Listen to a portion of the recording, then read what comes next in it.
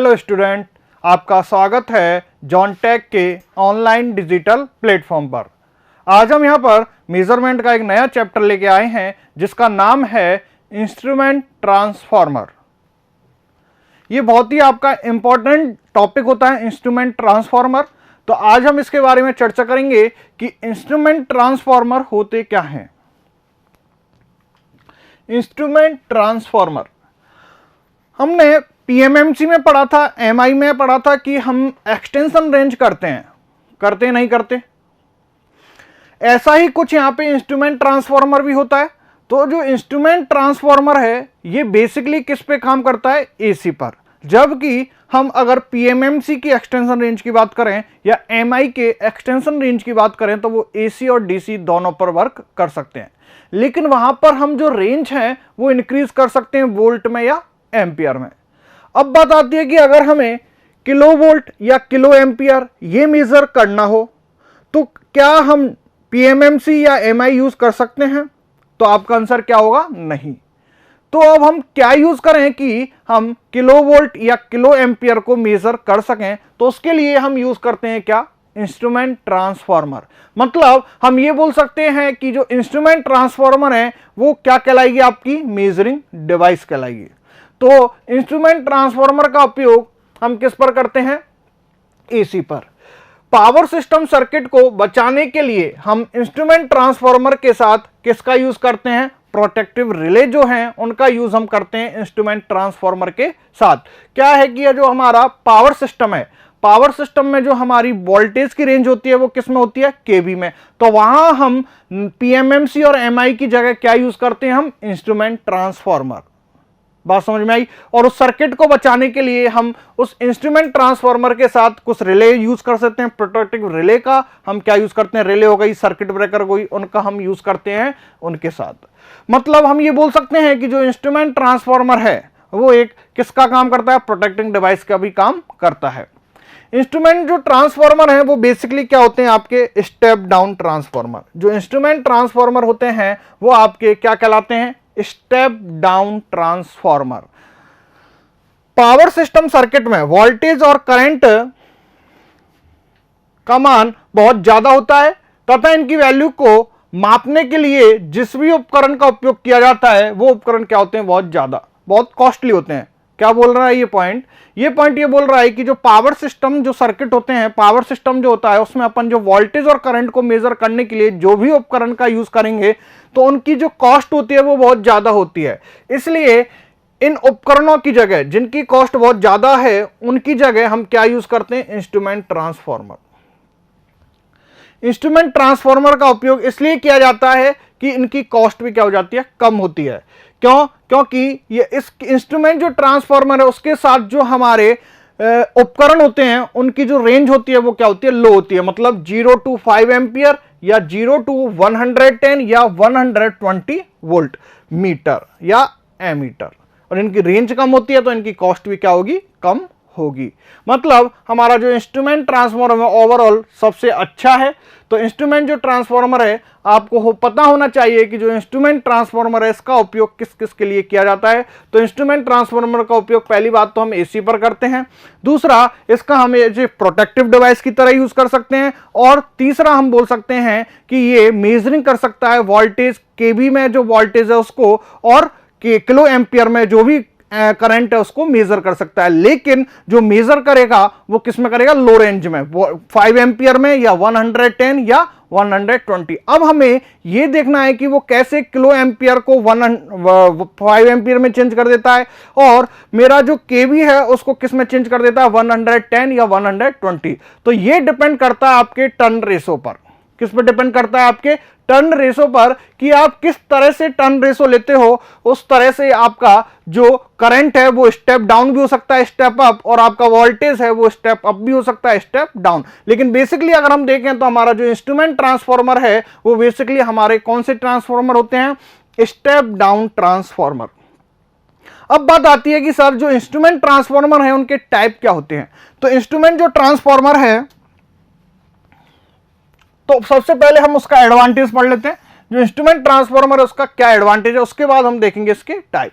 तो एडवांटेज की बात करें तो पहला एडवांटेज क्या है कि जो हाई वोल्टेज पावर सर्किट है तथा जो मेजरिंग उपकरण है उनके बीच ये इलेक्ट्रिकल आइसोलेशन जो है प्रोवाइड कराता है। मतलब क्या है कि कोई भी मेरी पावर लाइन जा रही है, RYV 3 फेज की पावर लाइन है, और मेरे जो उपकरण है जिससे मुझे करंट को मेजर करना है, वोल्टेज को मेजर करना है, तो उन दोनों के बीच ये क्या काम करता है, आइसोलेशन प्रोवाइड कराता है, जिससे कि ना तो मेरा मेजरिंग इंस्ट्रूमेंट खराब हो और ना मेरी जो पावर लाइन है, पावर लाइन के कारण मेरा जो मेजरिंग इंस्ट्रूमेंट है वो खराब ना हो। तो हम बोल सकते हैं कि जो हमारा इंस्ट्रूमेंट ट्रांसफार्मर होते हैं वो हमें इलेक्ट्रिकल आइसोलेशन प्रोवाइड कराते हैं। तो आपका सबसे बड़ा एडवांटेज ये क्या होता है, ये इलेक्ट्रिकल आइसोलेशन प्रोवाइड कराता है। सेकंड, मेजरिंग तथा प्रोटेक्टिव सर्किट में वोल्टेज और करंट का लेवल बहुत कम होता है। हमने देखा था कि जो वोल्टेज का लेवल है वो कहां से कहां तक होता है, 0 to 110 या हो सकता है 0 to 120 वोल्ट, और करंट का लेवल की बात करें तो कितना होता है, 0 to 5 एम्पियर। अगर वोल्टेज लेवल कम है तो ऑब्वियसली हम ये बोल सकते हैं कि उनका जो पावर कंजप्शन होगा उन मीटर के द्वारा और जो प्रोटेक्टेड डिवाइस है उनके द्वारा जो पावर कंजम्पशन होगा वो भी क्या होगा, कम होता है। तो ये इसका दूसरा एडवांटेज है। तो पहला एडवांटेज हो गया, तो पहला एडवांटेज अगर हम बात करें तो इलेक्ट्रिकल आइसोलेशन, इलेक्ट्रिकल आइसोलेशन। और दूसरा अगर एडवांटेज की बात करें तो क्या हो गई, शक्ति खपत,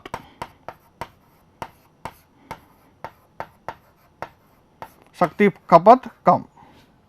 तो ये इसके एडवांटेज होते हैं इंस्ट्रूमेंट ट्रांसफार्मर के। तो हमने ये तो देख लिया कि जो हमारा इंस्ट्रूमेंट ट्रांसफार्मर है वो कैसे जो है, वो किस तरह से हमारा जो इंस्ट्रूमेंट ट्रांसफार्मर है उसका एडवांटेज होता है और किस तरह से वर्क करता है। तो हमने देखा कि हमारा जो इंस्ट्रूमेंट ट्रांसफार्मर वो AC पे काम करता है, और हमने देखा कि किस तरह से हमारा जो इंस्ट्रूमेंट ट्रांसफार्मर है वो प्रोटेक्टिव डिवाइस भी है और किस तरह से ये मेजरिंग डिवाइस भी कहलाता है। अब बात आती है कि जो इंस्ट्रूमेंट ट्रांसफार्मर है उसके प्रकार। तो इंस्ट्रूमेंट ट्रांसफार्मर के अगर प्रकार की बात करें तो आपके दो प्रकार के होते हैं, एक तो करंट ट्रांसफार्मर और एक पोटेंशियल ट्रांसफार्मर। क्या होते हैं, करंट ट्रांसफार्मर और एक होता है आपका पोटेंशियल ट्रांसफार्मर। अगर मैं यहां पर करंट ट्रांसफार्मर की बात करूं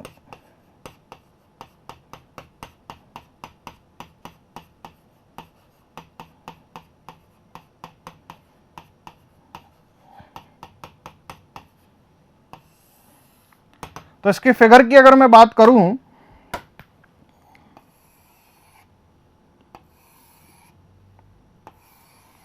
ये मेरे पास फेज हो गए RYB, 3 फेज हो गए मेरे पास।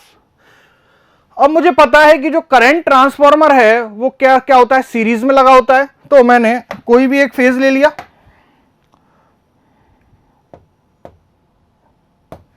एक मैंने क्या ले लिया, फेज, और इस फेज के साथ मैंने क्या किया कि जो मेरा करंट ट्रांसफार्मर है उसकी प्राइमरी को कनेक्ट कर दिया, और मेरी ये क्या हो गई, कोर, और ये मेरा हो गया क्या,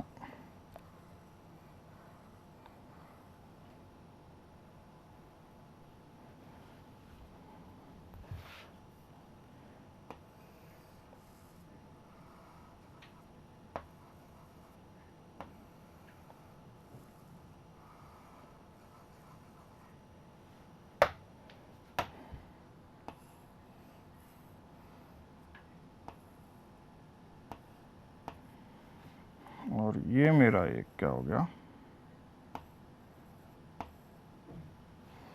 तो ये मेरा जो है क्या कहलाएगा, एमीटर। ये मेरा क्या है, एमीटर, जिसकी रेंज क्या है 0 to 5 एम्पियर। ये मेरा क्या है, स्विच। इस स्विच का काम क्या होता है कि जब भी अगर मैं एमीटर को हटाता हूं, एमीटर को अगर मुझे हटाना है तो उसके लिए पहले स्विच को क्या करना पड़ेगा, क्लोज। ये यहां पर इसका काम होता है। तो स्विच को अगर मुझे क्लोज करना है तो क्लोज कब करूंगा, एमीटर को हटाने से पहले। तो एमीटर को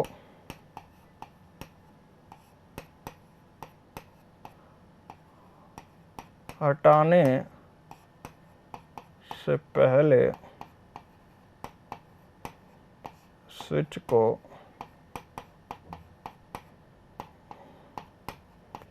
बंद रखा जाता है।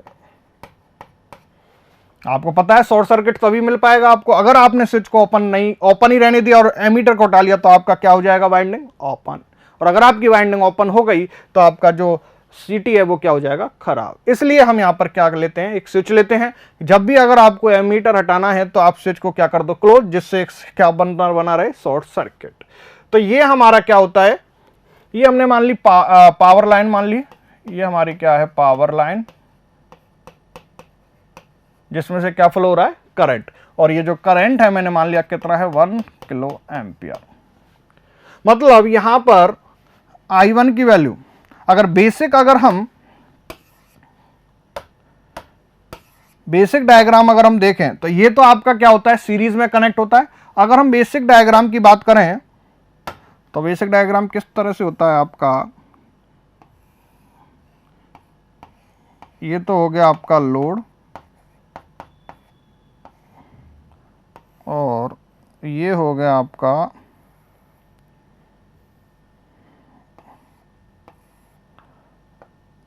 और ये होगी आपकी सेकेंडरी।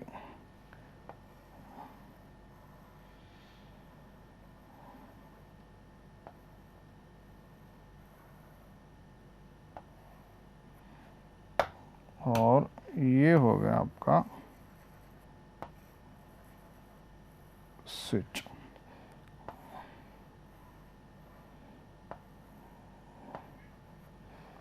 ठीक है, तो ये आपका क्या हो गया, एमीटर, और ये आपका क्या हो गया, स्विच। और ये आपका क्या हो गया, फेज, और एक हो गया आपका न्यूट्रल। तो हमने बोला कि जो हमारी आई है वो हमने मान लिया क्या, किलो एम्पियर में है। ठीक है, तो हमने माना कि जो हमारी I1 है वो, या IP क्या हो जाएगी,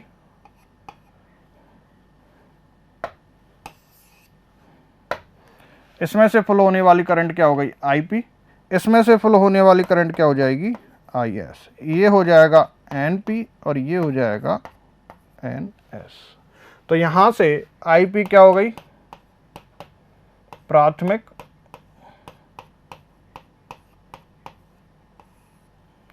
धारा। प्राथमिक धारा मतलब ये किस में से फ्लो होगी, आपकी प्राइमरी वाइंडिंग में से। IS क्या हो गई आपकी, द्वितीयक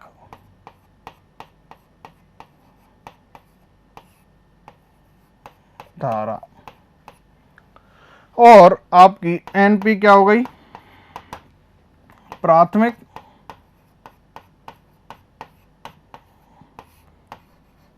वाइंडिंग के टर्नों की संख्या। और NS क्या हो गई आपकी, द्वितीयक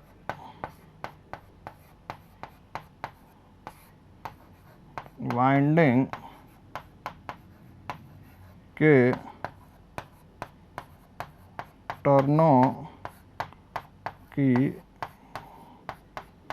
संख्या। तो यहां से मैंने माना कि जो NP है वो हमारी क्या है, 1। NP जो है टर्न संख्या वो मैंने क्या मान ली, 1। और मुझे फाइंड करना है क्या, IS मुझे फाइंड करना है। तो IS अगर मुझे फाइंड करना है तो मुझे रेशो पता है, क्या होता है, NS upon NP is equal to IP upon IS। Ideally तो आपके ये इक्वल होने चाहिए। मतलब ये तो मेरा क्या हो गया, टर्न रेशो, और ये मेरा क्या हो गया, रेशो, ट्रांसफॉर्मेशन रेशो। मतलब टर्न रेशो और ट्रांसफॉर्मेशन जो रेशो है वो आइडियली क्या होने चाहिए, इक्वल। बात समझ में आ रही है। ये मेरा क्या हो गया, अगर मैं यहां पर टर्न रेशो की बात करूं तो टर्न रेशो सीटी के लिए, किसके लिए, सीटी के लिए क्या हो जाएंगे, NS अपॉन NP। और अगर मैं ट्रांसफॉर्मेशन रेशो की बात करता हूं, transformation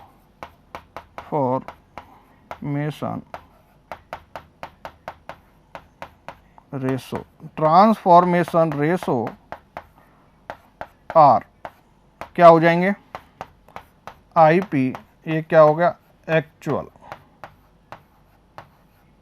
divide by I S actual.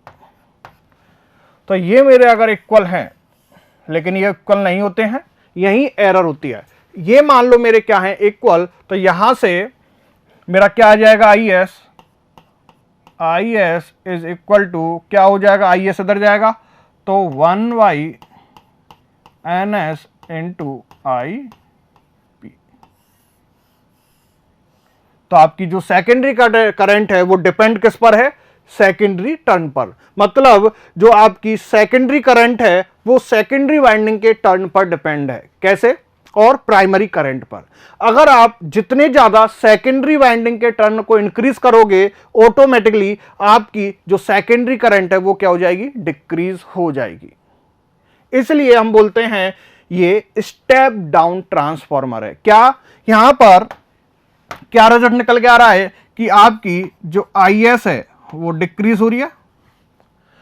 क्यों, क्योंकि आपका जो एन एस है वो ग्रेटर देन है किससे, एनपी से। तो एनएस की वैल्यू अगर ज्यादा है तो आईएस क्या हो गई, डिक्रीज। तो आईएस डिक्रीज हो गई, इसी कारण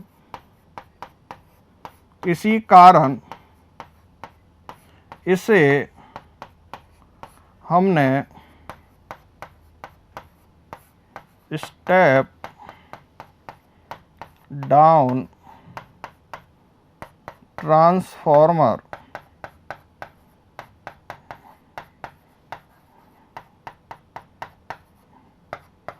बोला है।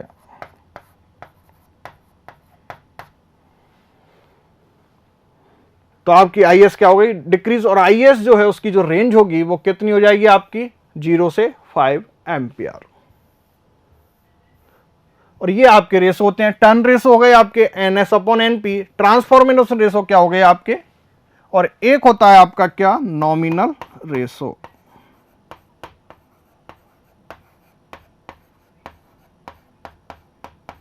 जिसको किससे दर्शाते हैं अपन, के एन से। ये क्या होता है आपका आईपी, ये क्या होता है आपका रेटेड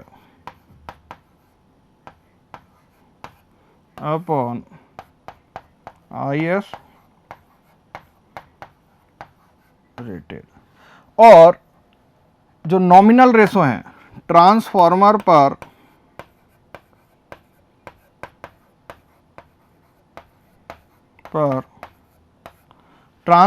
पर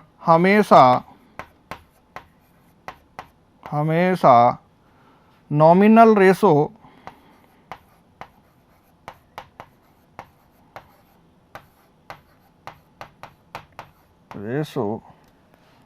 नॉमिनल रेशो की वैल्यू दी जाती है। ये आपका नोट, मतलब जो आपको रेटिंग मिलेगी आईपी अपॉन आईएस वो कौन सी होगी आपकी, नॉमिनल रेशो। मतलब जो ट्रांसफॉर्मर पर आपको रेटिंग उपलब्ध होगी वो कौन सी होगी, नॉमिनल रेशो।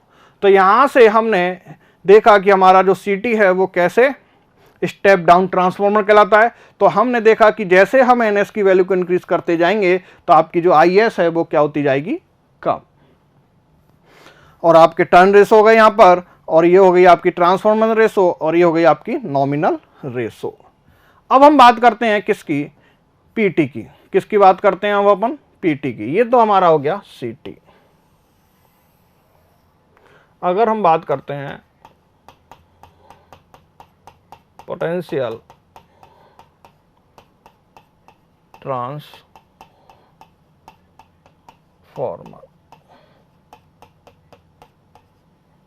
तो पोटेंशियल ट्रांसफॉर्मर की अगर हम बात करें तो पोटेंशियल जो ट्रांसफॉर्मर है वो कैसे लगा होता है, पैरेलल में।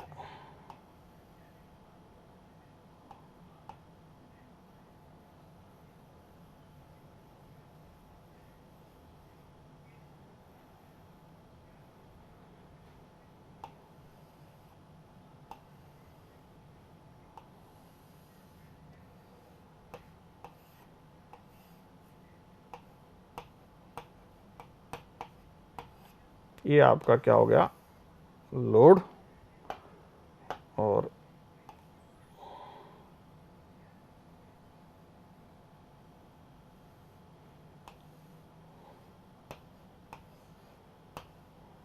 यहाँ पे मेरा क्या हो गया, वोल्टमीटर, जिसकी रेंज क्या है 0 to 110 और क्या हो सकती है 120 वोल्ट।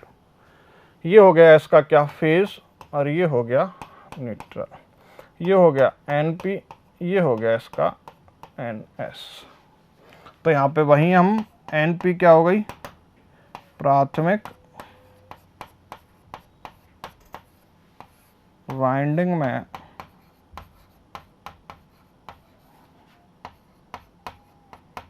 टर्नों की संख्या, NS क्या हो गई, द्वितीयक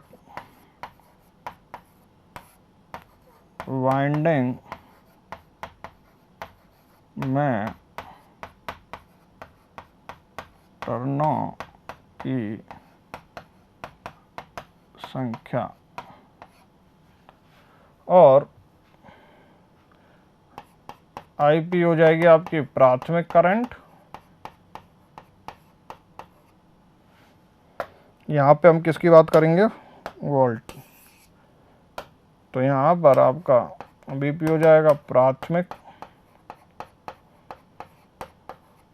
वोल्टेज, और BS हो जाएगा द्वितीयक वोल्टेज। तो अगर यहाँ पर हम किसकी बात करें, पहला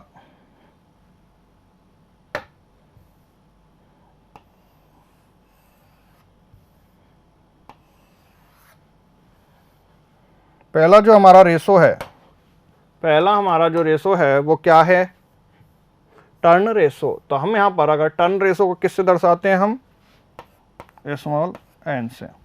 तो यहाँ पर अगर हम बात करें टर्न रेशो की, टर्न रेशो क्या हो जाएगा, स्मॉल n क्या हो जाएगा यहाँ पर, NP/NS। दूसरा हमारा क्या है, ट्रांसफॉर्मेशन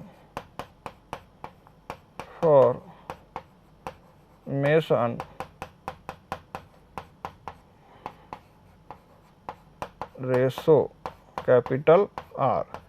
ट्रांसफॉर्मेशन जो रेशो है वो क्या हो जाएगा हमारा, BP actual divide by VS actual. और हमारा तीसरा क्या है, नॉमिनल रेशो। नॉमिनल रेशो किससे दर्शाते हैं हम, Kn से। वो क्या हो जाएगा हमारा, BP रेटेड और VS रेटेड। तो यहाँ पे अगर हम बात करें तो हमारा NP/NS क्या होना चाहिए, VP/VS। तो यहाँ से मेरा BS जो है वो क्या आएगा, VS is equal to BP into NS/NP।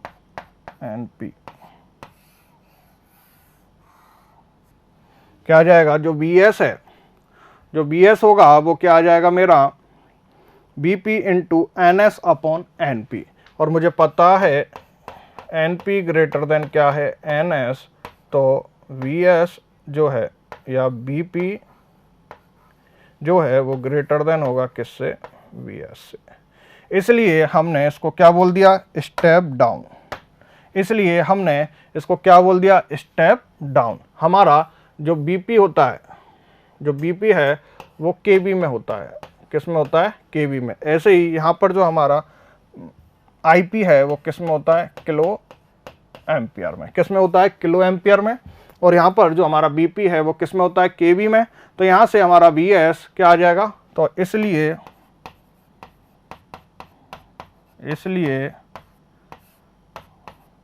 Potential transformer एक स्टेप डाउन डिवाइस है। तो इस तरह से हमारे जो सीटी और पीटी हैं उनमें कि सीटी जो है मेरा सीरीज में है और पीटी जो है मेरा किस में है, पैरेलल में। और अगर हम इनके पॉइंट की बात करें तो हमारा पहला पॉइंट है करंट ट्रांसफार्मर। करंट ट्रांसफार्मर हमने देखा तो करंट जो ट्रांसफार्मर है वो पावर सिस्टम में फ्लो होने वाली हाई करंट कितनी, किलो एम्पियर, हाई करंट को स्टेप डाउन करता है। हमने देखा कि हमारा ये क्या किया, इसने स्टेप डाउन किया, एन ग्रेटर देन एनपी है, तो यहां से मैंने देखा कि जो आई एस है वो क्या हो गया, कम, मतलब आईपी मेरी किस में थी, किलो एम्पियर में, ठीक है, और एनएस मेरा ग्रेटर देन है, तो ये क्या करेगा, आईएस जो है वो इससे कम हो जाएगा आईपी से। तो यहां से current flow, current transformer power system में फ्लो होने वाली हाई करंट को स्टेप डाउन करता है तथा इस स्टेप डाउन करंट को मापने के लिए स्मॉल रेटिंग 0 to 5 एम्पियर के एमीटर का उपयोग करते हैं। पहला पॉइंट हुआ क्लियर। सेकंड पॉइंट, सीटी की प्राथमिक वाइंडिंग के में कुछ टर्न या तो 1 लेते हैं हम या फिर 2, इससे ज्यादा नहीं लेते हैं। या तो हम सीटी की जो प्राइमरी वाइंडिंग है उसमें 1 टर्न या 2 टर्न, इससे ज्यादा हम टर्नों की संख्या नहीं रखते हैं। यह प्राथमिक वाइंडिंग पावर सर्किट के साथ सीरीज में, हमने देखा कि जो हमारी प्राइमरी वाइंडिंग है वो किसके साथ है, सीरीज में कनेक्ट है, नहीं है, लाइन के साथ। हमने यहां पे भी देखा कि लोड के साथ सीरीज में कनेक्ट है, नहीं है हमारी प्राथमिक वाइंडिंग। तो यहां पर यह प्राथमिक वाइंडिंग पावर सर्किट के साथ सीरीज में जुड़ी रहती है, इसी कारण इसे हम कभी कभी क्या बोल देते हैं, सीरीज ट्रांसफार्मर। क्या बोल देते हैं हम इसे, सीरीज ट्रांसफार्मर। क्यों, क्योंकि यह वाइंडिंग जो है, प्राथमिक जो वाइंडिंग होती है सीटी की, वो पावर सर्किट के साथ किसमें जुड़ी रहती है, सीरीज में जुड़ी रहती है। सीटी की सेकेंडरी में टर्न की संख्या ज्यादा होती है। हमने देखा जो सीटी की सेकेंडरी है उसमें टर्नों की जो संख्या है वो बहुत ज्यादा होती है। सीटी की सेकेंडरी डायरेक्टली किससे जुड़ी होती है, एमीटर से। यहां पे देखो, यहां पर जो सीटी की सेकेंडरी है वो डायरेक्टली एमीटर से जुड़ी हुई है, और इसकी जो एनएस ग्रेटर देन क्या होता है, एनपी, तो यहां से हमारा आई एस इज लेस देन क्या हो जाता है, आईपी। एमीटर का प्रतिरोध बहुत कम होता है। आपको पता है कि जो एमीटर होता है उसका आइडियली अगर रेजिस्टेंस की बात करें तो वो कितना होता है, 0। इसी कारण सीटी की सेकेंडरी हमेशा शॉर्ट सर्किट कंडीशन पर ऑपरेट होती है। बात समझ में आ रही है। इसलिए हम बोलते हैं कि हमारा जो सीटी है वो हमेशा क्या रहे, शॉर्ट सर्किट। क्यों, क्योंकि हम वहां पर क्या जोड़ते हैं, एमीटर, और हमें पता है जो एमीटर का इंटरनल रेजिस्टेंस है वो बहुत कम होता है, और आइडियली उसका जो रेजिस्टेंस है वो क्या होता है, 0। देखो आप, आइडियली इसका रेजिस्टेंस एमीटर का क्या हो गया, 0, तो 0 होते ही ये क्या हो गई, शॉर्ट, और ये शॉर्ट हो गया तो मतलब हमने बोल दिया कि हमारा जो सीटी है वो मेनली किस पे वर्क करता है, जब इसकी सेकेंडरी क्या हो, शॉर्ट हो। इसलिए हम बोलते हैं कि सीटी की जो सेकेंडरी है वो क्या होनी चाहिए, शॉर्ट होनी चाहिए। तो यही रीजन है कि जो सीटी है उसकी सेकेंडरी क्या होती है, शॉर्ट। अब हम सीटी के प्रकार की बात करते हैं। सीटी के प्रकार,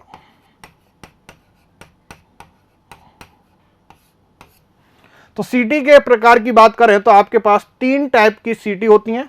पहला होता है वार टाइप सीटी, एक होता है वाउंड टाइप, और एक होता है विंडो टाइप। क्या बोला मैंने, एक होता है वार टाइप, एक होता है वाउंड टाइप, और एक होता है विंडो टाइप। विंडो टाइप को ही हम दूसरा नाम क्या बोलते हैं, टोरोडियल।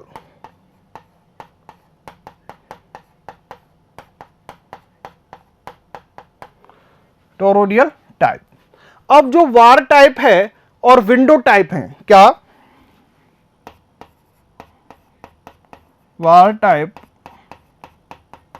तथा विंडो टाइप। इनमें आपकी प्राइमरी वाइंडिंग नहीं होती है। बात समझ में आना कि जो वायर टाइप और जो विंडो टाइप जो आपके सीटी होते हैं उनमें आपकी प्राइमरी वाइंडिंग नहीं होती है। प्राइमरी वाइंडिंग के रूप में हम क्या यूज करते हैं यहां पर, बस बार। मतलब वायर टाइप है, इसमें हम क्या यूज करते हैं, बस बार। तो हम बोल सकते हैं कि इस टाइप के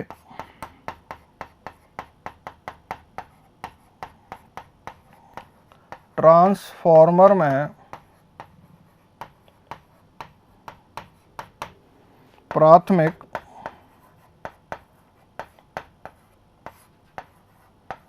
वाइंडिंग का अभाव होता है। वायर टाइप सीटी में प्राथमिक वाइंडिंग के रूप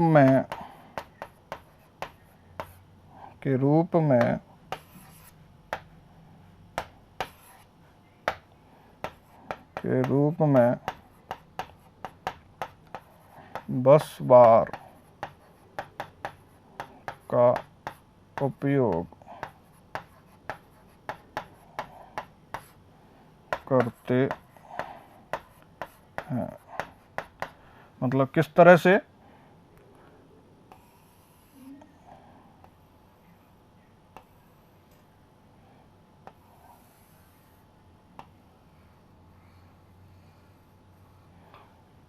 ये होती है आपकी वायर टाइप। और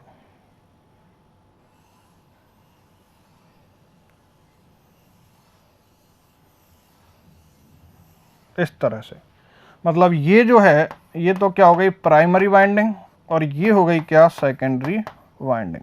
और ये क्या होती है मेरी कॉपर की बनी होती है, इसमें करंट फ्लो होता है, और ये मेरी क्या होती है सेकेंडरी वाइंडिंग, कुछ इस तरह से। तो ये क्या होता है सिंगल टर्न, क्या होता है ये सिंगल टर्न। जो प्राइमरी वाइंडिंग है वो किसकी बनी होती है, सिंगल टर्न की। अब बात आती है कि सर वायर टाइप और विंडो टाइप या टोरोडियल टाइप में अंतर क्या है। तो यहां पर अंतर बस इतना है कि यहां पर जो आपकी प्राइमरी वाइंडिंग है वायर टाइप में वो किसकी होती है, बस बार की। मतलब इसकी जो साइज है वो क्या होती है, मोटी होती है। मतलब जो साइज है क्रॉस सेक्शनल एरिया जो है वो इसका ज्यादा होता है। जबकि विंडो टाइप सीटी में प्राइमरी वाइंडिंग के रूप में एक थिक वायर मतलब पतला तार, थिक वायर का उपयोग करते हैं। मतलब किस तरह से कि ये होती है एक, और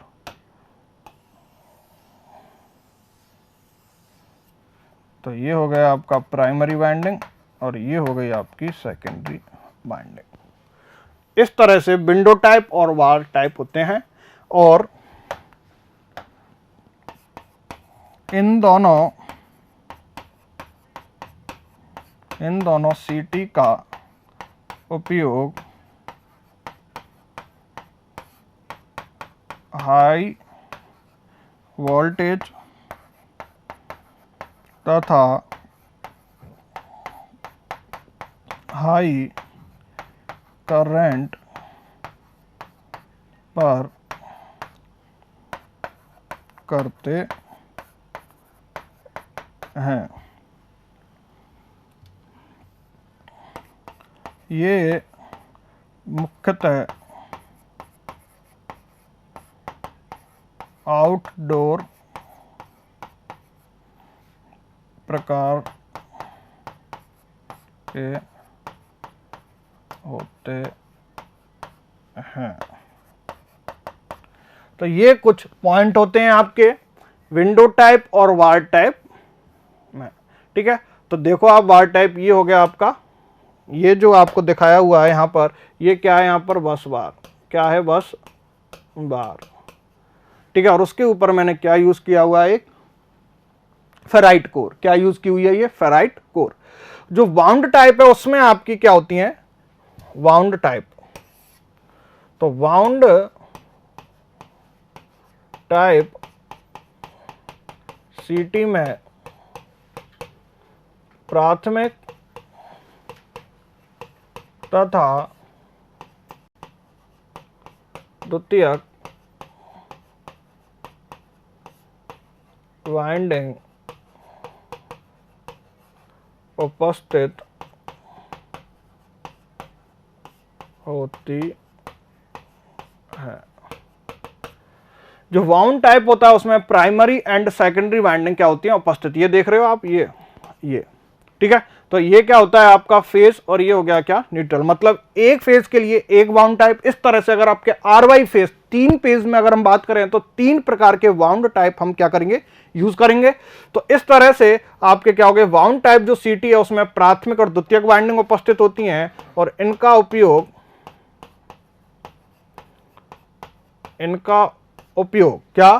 उपयोग लो वोल्टेज तथा लो करंट एप्लीकेशन में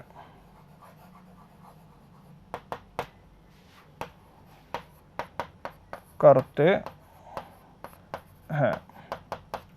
यह इंडोर टाइप होती है। तो ये आपका डिफरेंस होता है वार टाइप एंड विंडो टाइप सीटी में। तो सीटी जो है मेरे 3 टाइप के हो गए, war type, wound type and window type. और विंडो टाइप को ही हमने क्या बोला है टोरोडियल टाइप ट्रांसफॉर्मर। तो ये आपके इसमें हमेशा जो प्राइमरी वाइंडिंग है वो उसमें क्या होता है 1 टर्न। बस फर्क कितना है, यहाँ पर अपन एक सिंगल वायर यूज करते हैं जिसकी जो क्रॉस सेक्शनल एरिया है वो इससे क्या होता है कम होता है। तो इस तरह से हमारा जो सीटी है वो कंप्लीट होता है कि सीटी में किस किस तरह से हमारी बाइंडिंग होती हैं, किस तरह से इसकी कंस्ट्रक्शन होती है, किस तरह से ये हमें सीरीज कहलाता है और क्यों इसे स्टेप डाउन बोला जाता है। बात समझ में आई। अब हम बात करते हैं पीटी की, पोटेंशियल ट्रांसफार्मर। जैसे हमने सीटी को सीरीज बोला, ऐसे ही पोटेंशियल जो है उसको हम क्या बोलेंगे पैरेलल। देखते हैं कैसे। इसका उपयोग पावर सर्किट के हाई वोल्टेज को, किसको हाई वोल्टेज को स्टेप डाउन देखा था हमने।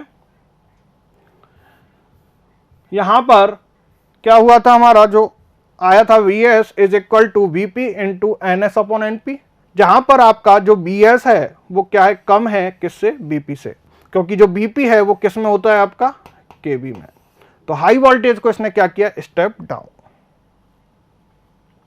इसका उपयोग पावर सर्किट के हाई वोल्टेज को स्टेप डाउन करने के लिए करते हैं, पहला पॉइंट। दूसरा पॉइंट, इस लो वोल्टेज को मापने के लिए, जो इसने डाउन किया है वोल्टेज उसको मेजर करने के लिए हमने क्या यूज किया था वोल्टमीटर, जिसकी रेटिंग क्या है स्मॉल रेटिंग, या हम बोल सकते हैं लो रेंज का। जो वोल्टमीटर है वो क्या होता है आपका लो रेंज का वोल्टमीटर, और वो कहां तक होती है उसकी रेंज 110 से 120 वोल्ट। ये कम क्लियर।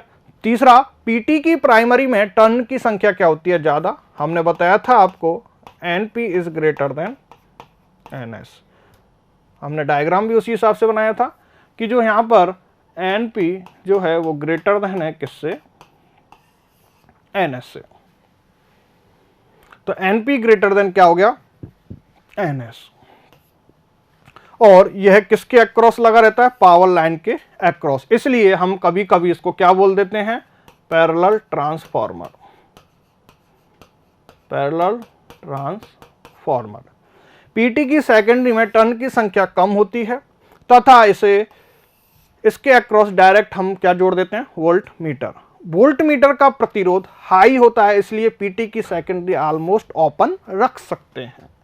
वहां हमने एमीटर यूज किया था, इसलिए हम बोल रहे थे कि वहां हमारी सीटी की सेकेंडरी क्या रहनी चाहिए, शॉर्ट। यहां हमने वोल्टमीटर यूज किया है और वोल्टमीटर का जो रेजिस्टेंस होता है वो क्या होता है, इनफाइनाइट, इसलिए हम बोल सकते हैं कि जो पीटी है उसकी सेकेंडरी जो है वो ऑलमोस्ट क्या रहनी चाहिए, ओपन। ये बेसिक डिफरेंस होता है सीटी एंड पीटी में।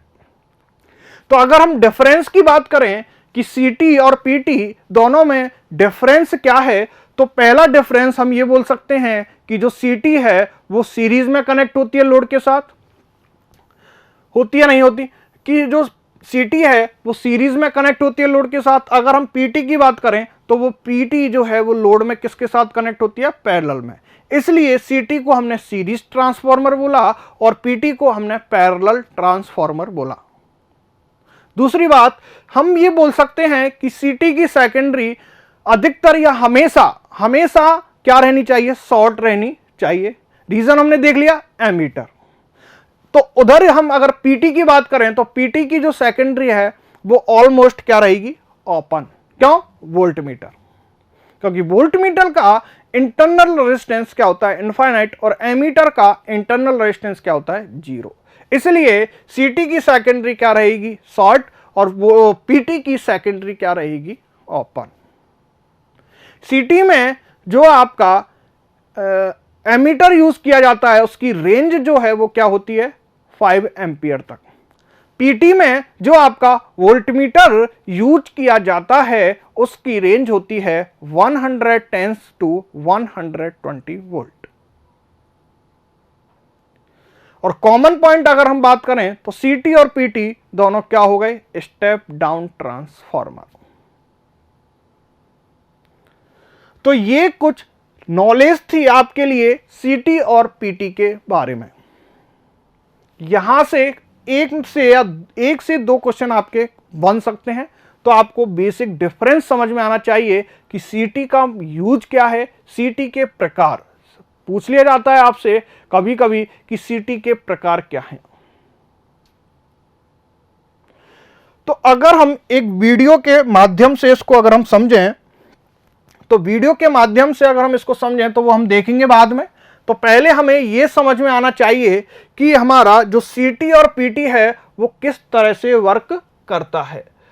तो अगर हम सीटी की बात करें, किसकी बात करें, सीटी की, तो सीटी वर्क कैसे करता है। मैंने अभी आपको बताया था कि एक मेरे पास क्या है, हॉलो कोर, फेराइट कोर होती है ये। इस कोर पे मैंने क्या लपेटा हुआ है, टर्न्स। ये मेरे क्या है, टर्न्स हैं। और इसके अक्रॉस मैंने क्या कनेक्ट किया हुआ है, एमीटर। अगर हम सिंबल की बात करें तो कुछ ऐसा ही सिंबल बताया था मैंने। ये मेरी क्या होती है, प्राइमरी कंडक्टर, जिसको मैंने क्या बोल दिया था, प्राइमरी वाइंडिंग। क्या बोल दिया था मैंने इसको, प्राइमरी वाइंडिंग। और ये मेरी क्या हो गई, सेकेंडरी वाइंडिंग। ये मेरी क्या हो गई, सेकेंडरी वाइंडिंग। ये आपका सर्किट सिंबल होता है किसका, सीटी का। तो यहां पर अगर हम बात करें तो ये हमारे पास क्या है, होलो है। ये हमारा क्या है, फेराइट कोर, जिसपे मैंने नंबर ऑफ टर्न्स, एक वाइंडिंग की हुई है। अब मेरा ये क्या आ गया, एक प्राइमरी करंट फ्लो होने लग गया, क्योंकि मुझे पता है कि मेरा जो करंट जो मुझे मेजर करना है वो करंट जो फ्लो होता है वो किस में होता है, प्राइमरी वाइंडिंग में। मतलब जो प्राइमरी करंट है उसी को मुझे मेजर करना है, किसके द्वारा, सेकेंडरी वाइंडिंग के द्वारा, इस एमीटर के द्वारा। मतलब इस प्राइमरी करंट में जो करंट फ्लो हो रहा होगा वो ऑब्वियसली कितना होगा, किलो एम्पियर। तो इसके कारण इसमें क्या प्रोड्यूस हो जाएगा, एक फ्लक्स। फ्लक्स प्रोड्यूस जैसे ही होगा तो इसमें क्या होगा, ईएमएफ इंड्यूस होगा। ईएमएफ जैसे इंड्यूस होगा तो इसमें करंट फ्लो होगी, और उस करंट को कौन मेजर करेगा, एमीटर।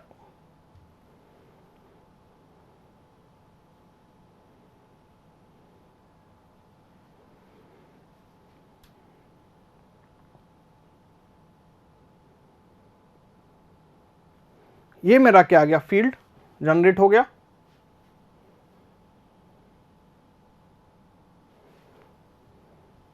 ये मेरे इतने टाइप के सीटी होते हैं, देख सकते हो किस तरह से मेरे सारे सीटी हैं यहां पर। आपने देखा होगा एक क्लैंप मीटर देखा हो, क्लैंप ऑन एमीटर, ये होता है, ये भी क्या है, एक तरह का सीटी है। ठीक है, तो ये सारे मेरे क्या हैं, सीटी हैं। तो अगर हम बात करें तो ये हमारा क्या हो गया, सॉलिड कोर सीटी।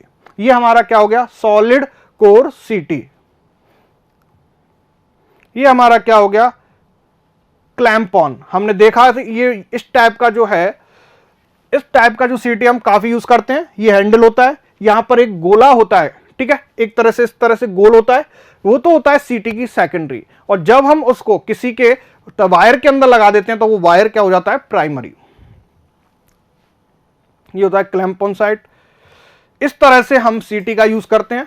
हमारे फेज हो गए ये CT1, CT2 और CT3।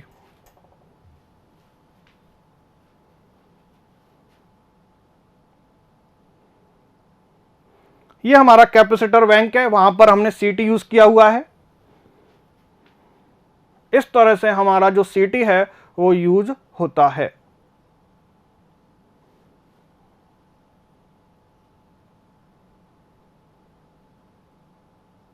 ये हमारा सीटी जो है वो सेंसर में भी यूज होता है।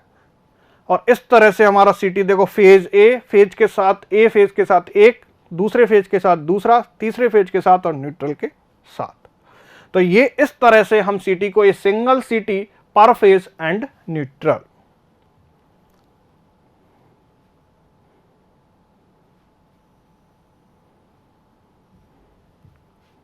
अगर हमें ग्राउंड फॉल्ट डिटेक्ट करना है, ग्राउंड फॉल्ट, तो ये तो हो गया 3 फेज 3 वायर। 3 फेज 3 वायर का मतलब हो गया 3 फेज हैं और 3 फेज के साथ क्या लगा हुआ है, सीटी। अगर हम बात करें 3 फेज 4 वायर की, तो 3 फेज 4 वायर के लिए इस तरह से हमारा क्या होता है, ग्राउंड फॉल्ट। ग्राउंड फॉल्ट सीटी है ये 3 फेज 4 वायर।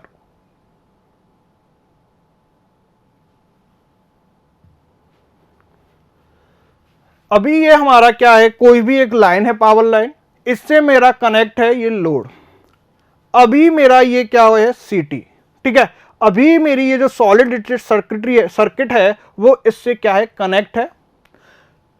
जैसे ही मैंने इस वायर, इस लोड को टच किया तो इसमें जो करंट फ्लो हो रहा है 10 एम्पियर, वो मेरी बॉडी के थ्रू होके वापस जाएगा यहां पर। ठीक है, अभी मेरी जो सॉलिड स्टेट सर्किट है वो क्या है, क्लोज है।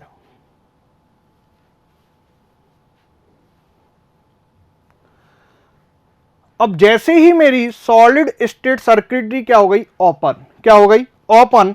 तो जैसे ही मेरे सेंसर ने डिटेक्ट किया तो अब मेरा क्या होगा कि जो करंट है, फॉल्ट है, वो किस में फ्लो होने लग जाएगा, सीटी में। मतलब हम ये बोल सकते हैं कि ग्राउंड फॉल्ट इंटरप्ट सर्किट, मतलब जो सीटी है उसका काम क्या होता है कि जो भी फॉल्ट आ रहा है उसको क्या कर सकता है, इंटरप्ट कर सकता है।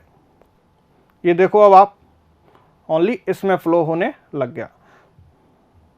ये हमारा है एक सीटी, जिसमें हमारी ये क्या होती है, प्राइमरी वाइंडिंग, और ये हमारी क्या होती है, सेकेंडरी वाइंडिंग। तो ये जो प्राइमरी वाइंडिंग है, इसका हमने क्रॉस सेक्शनल एरिया की बात करें, ये हमारा क्या होता है, कोर इंसुलेशन। इसके ऊपर ही क्या लेते हैं हम, इंसुलेशन। ऐसे ही जो हमारी प्राइमरी वाइंडिंग है उसके ऊपर जो है वो क्या कहलाता है, हमारा इंसुलेशन या सील्डिंग।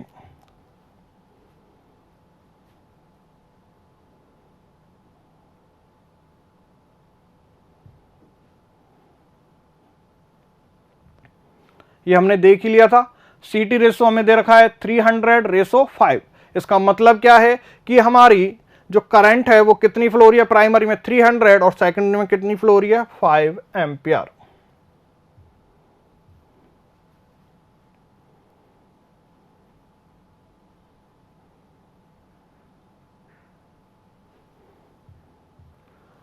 अब हमने क्या किया था, यहां पर वो यूज किया था, एक स्विच यूज किया था, नहीं किया था। ठीक है, अभी मान लो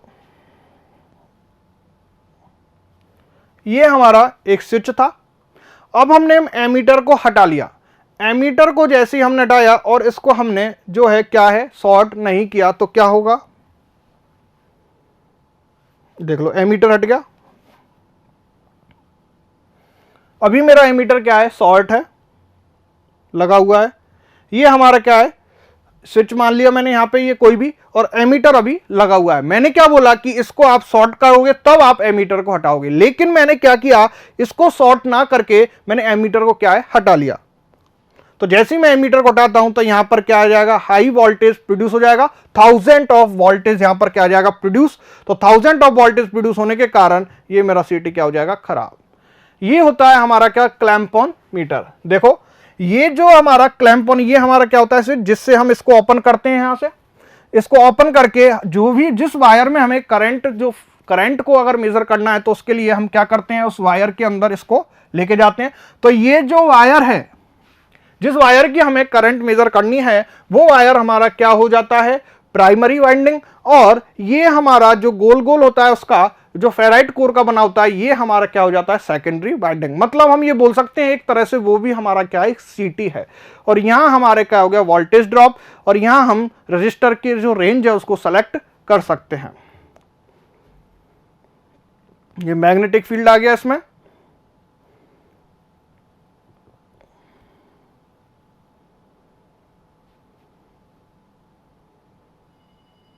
अब हमने यहां पे क्या यूज किया, ये हमने मेजर किया। हाँ, हमने ये देखा कि हाँ हमारा जो करंट है उसमें से फ्लो हो रहा है या नहीं हो रहा है, इस वायर में से करंट जो है वो फ्लो हो रहा है या नहीं हो रहा है। तो ये जो पहला पार्ट है, ये वाला पार्ट, ये खुद एक सीटी की तरह काम करेगा।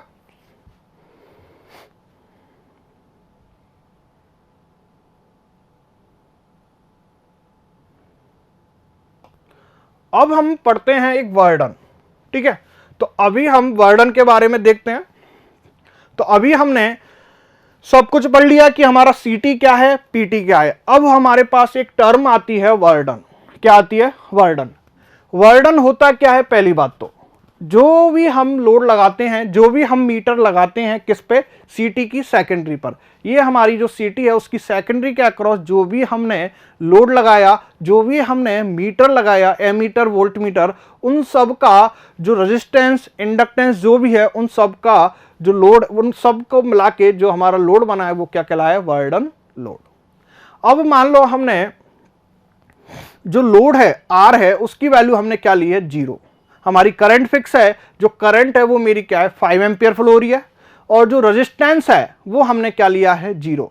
तो अगर मैं रेजिस्टेंस की वैल्यू 0 लेता हूं तो ये मेरा क्या हो जाएगा, शॉर्ट, ठीक है। अगर मेरा ये शॉर्ट हो गया तो इसके अक्रॉस जो वोल्टेज ड्रॉप होगा V is equal to I into R. I क्या है 5 एम्पियर, और रेजिस्टेंस की वैल्यू क्या है 0, तो 0 वोल्ट। मतलब मेरे पास जो वर्डन आएगा वो कितना आएगा, 0 वोल्ट एम्पियर। मतलब वर्डन की जो रेटिंग होती है वो किस में होती है, वोल्ट एम्पियर में होती है। अब मैंने क्या किया, यहां पर एक 0.5 ओम का रेजिस्टेंस लिया। समझना, जैसे ही मैंने रेजिस्टेंस की वैल्यू 0.5 ओम करी तो मेरा जो वोल्टेज है वो कितना आया, 2.5 वोल्ट। क्या आया, 2.5 वोल्ट। तो यहां पर मेरा जो वर्डन आएगा वो कितना आएगा, 2.5 इंटू 5, तो कितना आ जाएगा, 12.5 वोल्ट एम्पियर। आएगा नहीं आएगा।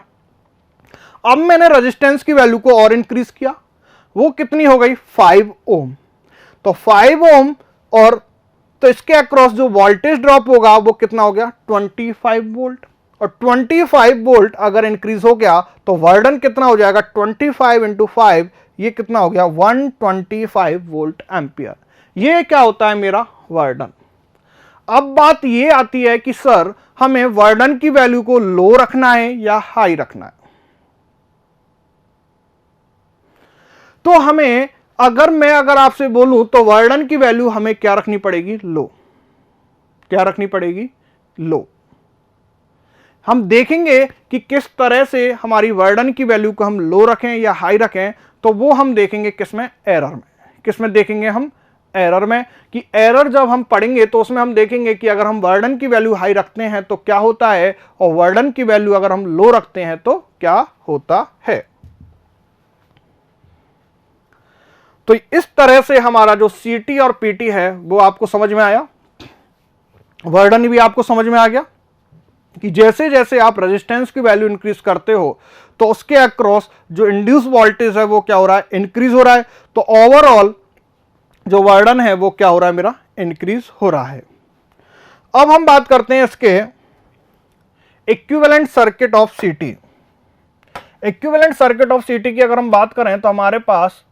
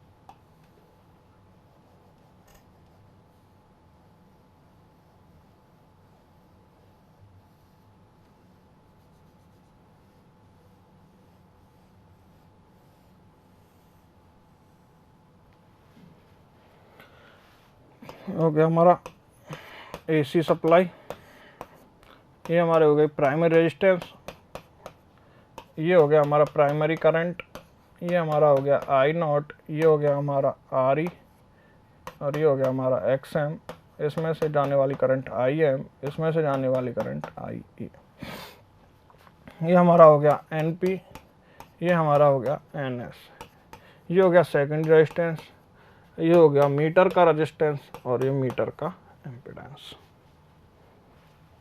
और ये हो गई हमारी करंट आई एस। यही होता है मेरा इक्विवेलेंट डायग्राम। अब इस इक्विवेलेंट डायग्राम से हम एक फेजर डायग्राम ड्रॉ करते हैं सीटी का, ठीक है। तो यहां पर अगर हम फेजर डायग्राम की बात करें, फेजर डायग्राम,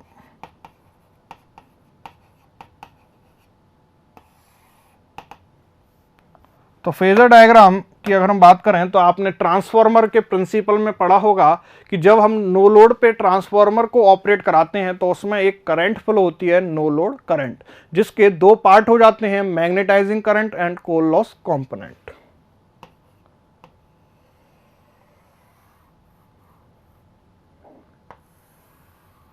और जो मैग्नेटाइजिंग करंट है वो फ्लक्स के लिए क्या होती है, उत्तरदायी, इसलिए मैग्नेटाइजिंग जो करंट है वो फ्लक्स के क्या होती है, फेज में, और जो कोर लॉस कंपोनेंट है वो किसके होती है, सप्लाई वोल्टेज के फेज में। इन दोनों का जो रिजल्टेंट आपको फाइंड होता है वो क्या होता है,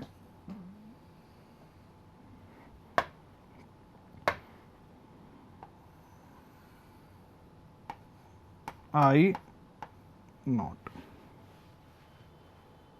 और ये जो वैल्यू है इसको मैंने क्या मान लिया, अल्फा। अब जैसे ही मैंने क्या किया, इसको लोड दिया, ठीक है, जैसे ही मैंने लोड लगाया E1 और E2, जैसे ही मैंने सेकेंडरी पर लोड लगाया, तो सेकेंडरी पर जैसे ही मैं लोड लगाता हूं तो सेकेंडरी में लोड लगाने के कारण उसमें एक करंट फ्लो होती है, और वो करंट क्या होती है आपकी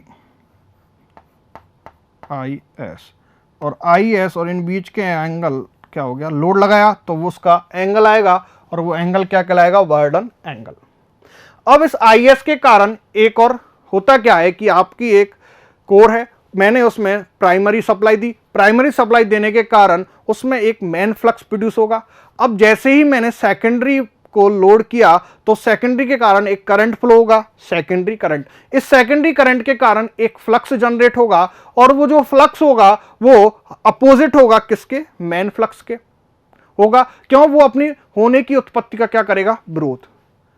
तो इसके कारण मेरा एक और करंट उधर प्राइमरी से करंट क्या होने लगेगा, फ्लो, वो प्राइमरी करंट क्या करेगा कि जो सेकेंडरी करंट है उसके कारण आने वाले फ्लक्स को क्या करेगा, अपोज करेगा, और मेरा जो मेन फ्लक्स है वो क्या रह जाएगा, कांस्टेंट। तो इसके अपोजिट मेरा एक करंट फ्लो होता है और वो जो करंट है मैंने मान लिया क्या NIS, और NIS और I0 इन दोनों का जो सम कहलाता है, NIS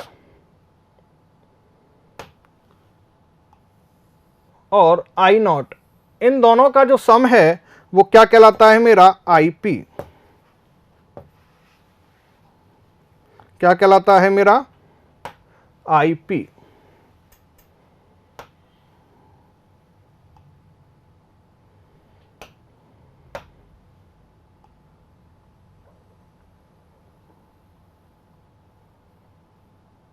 ये मेरा क्या हो गया IP। अगर ये डेल है तो ये भी क्या हो जाएगा मेरा एंगल डेल। बात समझ में आ रही है? ठीक है, तो यहां पर डेल मेरा क्या है वर्डन एंगल।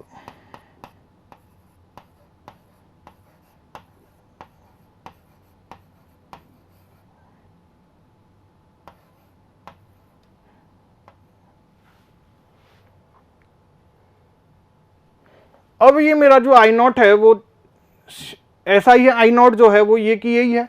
अब मैंने क्या किया, इस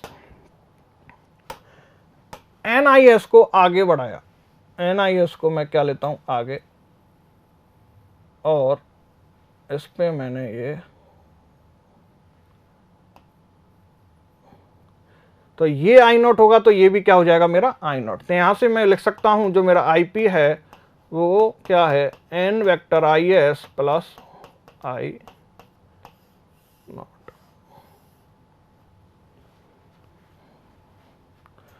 तो ये जो एंगल होगा मेरा, ये वाला एंगल, ये डेल है और ये टोटल कितना है मेरा 90,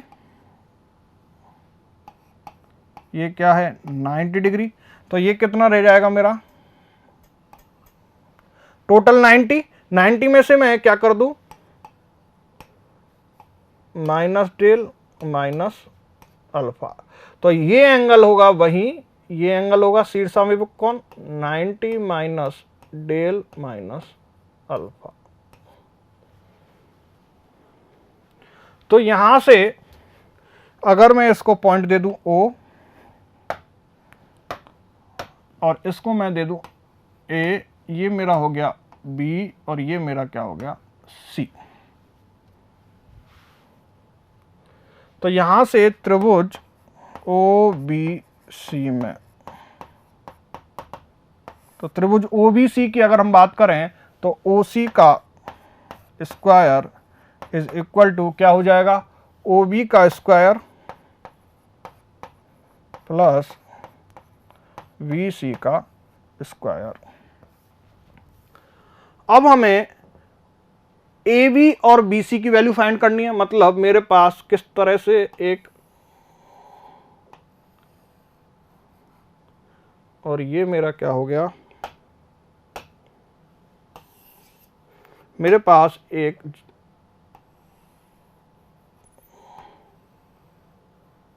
इस तरह से मेरे पास, तो ये मेरा क्या हो गया I0, ये एंगल क्या है मेरा 90 माइनस अल्फा माइनस डेल। ये I0 है तो ये क्या हो जाएगा I0 cos of 90 minus alpha minus del, क्योंकि ये जो I0 है जो का त्यों रहेगा I0, और ये क्या हो जाएगा मेरा I0 sine of 90 minus alpha minus del. ये हो गया मेरा A पॉइंट, ये मेरा हो गया B पॉइंट, ये मेरा हो गया C पॉइंट। तो अगर AB की बात करें तो AB क्या हो जाएगा I0 कॉस का क्या हो जाएगा sine of alpha minus del, क्या हो जाएगा 90, सॉरी प्लस हो जाएगा, माइनस में कॉमन ले लेता हूं, और यहां से BC क्या हो जाएगा I0 cos of alpha plus del. अब यहां से हम OC का स्क्वायर, OC हमारा क्या है IP, OC जो है हमारा क्या है IP, मतलब IP का square is equal to OB क्या हो जाएगा हमारा OA प्लस OB जो है हमारा क्या रहेगा OA प्लस AB का स्क्वायर प्लस बी सी का स्क्वायर। तो यहां से आई पी का स्क्वायर ओ ए कितना है हमारा N I S plus A भी हमारे पास कितना है I naught sine of alpha plus del का whole square plus B C कितना है हमारा I naught cos of alpha plus del का होल स्क्वायर। तो यहाँ से अगर हम इसको ओपन करें I P square N I S का square plus I naught sine of alpha plus del का square plus 2 N I S I naught sine of alpha plus del plus I naught cos of alpha plus del का square. तो यहाँ से I P का square क्या हो जाएगा N I S का square plus I naught sine of, और ये साइन क्या हो जाएगा आई नॉट स्क्वायर में कॉमन ले लेता हूँ, तो आई नॉट स्क्वायर मैंने कॉमन ले लिया और sine square alpha plus del plus cos square alpha plus del क्या हो जाएगा 1 plus 2 and I naught I S sine of alpha plus del. ये आ गया। अब अगर मैं इसको लिख सकता हूं ये भी कि एन आई एस का स्क्वायर प्लस मेरे क्या चाहिए आई नॉट के साथ sine of alpha plus del चाहिए। चूंकि मुझे पता है कि जो मेरी एन आई एस है वो मच ग्रेटर देन है किससे आई नॉट से, तो मैंने क्या किया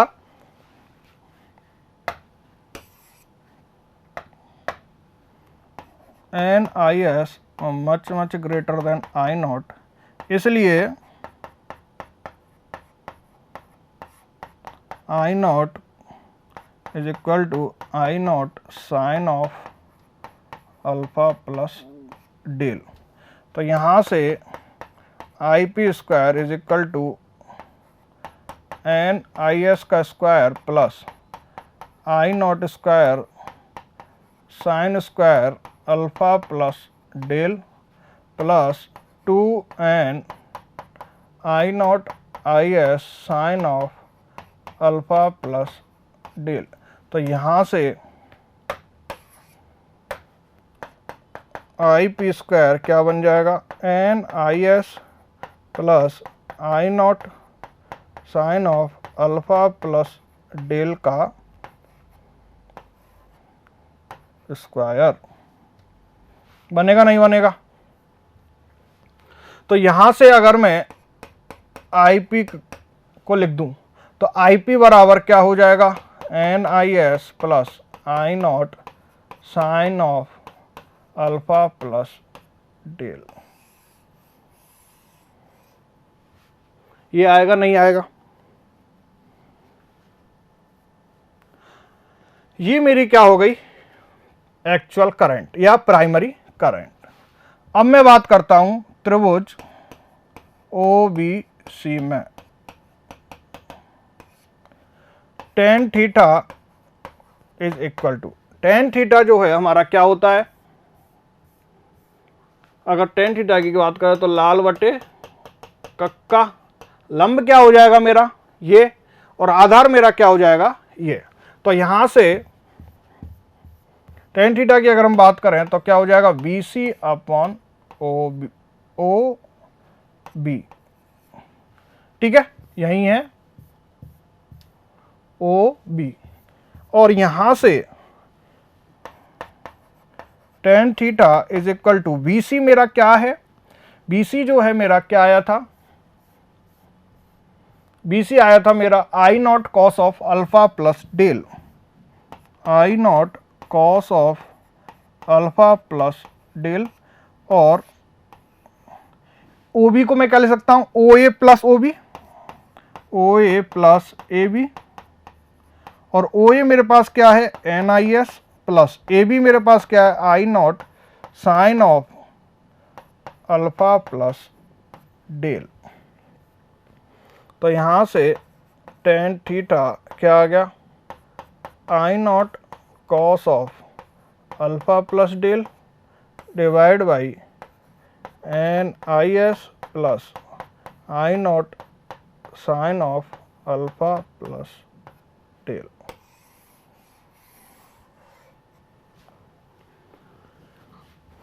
तो टेन थीटा जो है, क्योंकि टेन थीटा को मैं थीटा लिख सकता हूं, क्योंकि थीटा की जो भी वैल्यू लूंगा वही मुझे क्या मिलेगी, टेन थीटा की वैल्यू। तो टेन थीटा लगभग किसके बराबर होगा, थीटा के बराबर। तो थीटा इज इक्वल टू क्या हो जाएगा, I naught cos of alpha plus del upon N I S plus I naught sine of alpha plus del.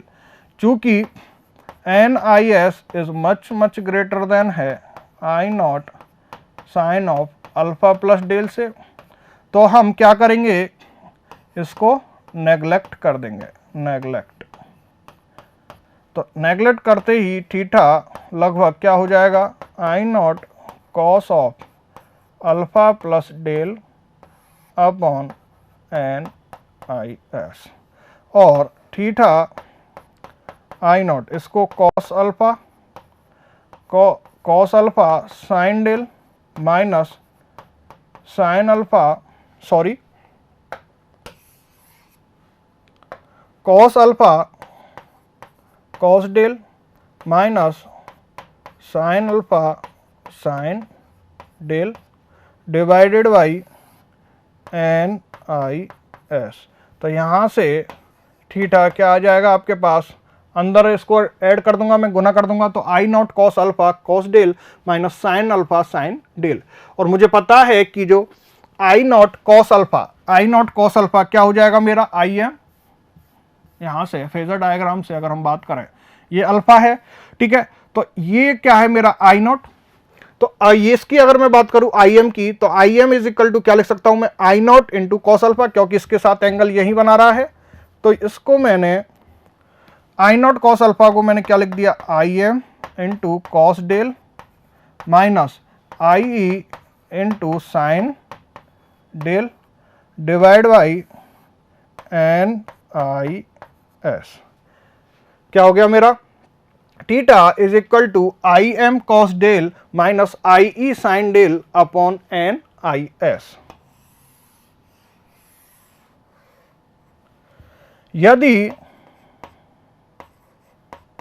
यदि वर्डन angle del is equal to 0, तो यहां से थीटा क्या हो जाएगा मेरा, I M upon N I S लगभग क्या हो जाएगा, और क्या हो जाएगा, थीटा लगभग 180 degree upon pi I M upon N I S degree. तो यहां से मैं एक चीज ये बोल सकता हूं कि इस समीकरण से यह स्पष्ट होता है कि फेज एंगल किस किस के बीच, IP and IS, phase angle का मान 180 डिग्री प्राप्त नहीं हुआ है। अतः इसे हम फेज एंगल एरर कहते हैं। आइडियली क्या होता है, IP और IS के बीच क्या होना चाहिए, 180 डिग्री। लेकिन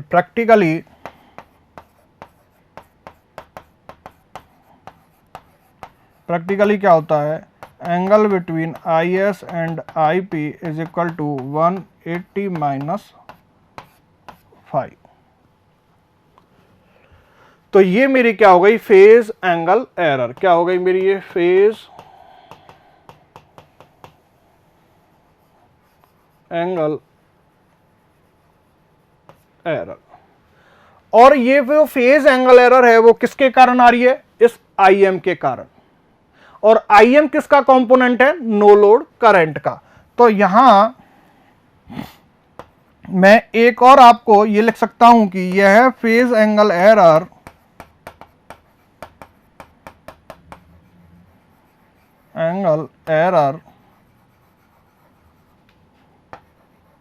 नो लोड करंट के कारण उत्पन्न होती है, क्योंकि at no load condition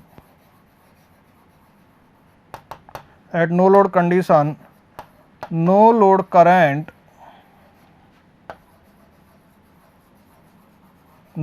current दो करंट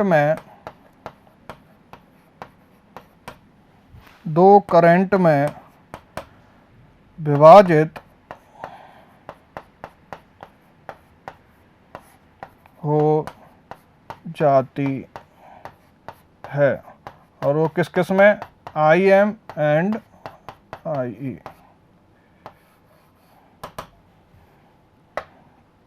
अतः फेज एंगल एरर को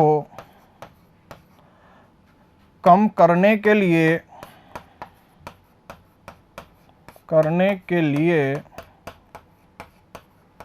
हमें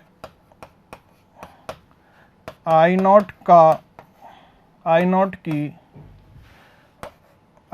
की वैल्यू को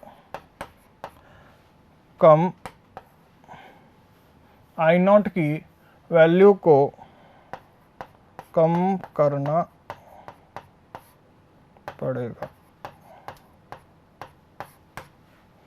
अगर I0 मेरा कम हो गया तो IM कम हो जाएगा, और IM कम हो गया तो ऑटोमेटिकली मेरा थीटा क्या हो जाएगा, कम।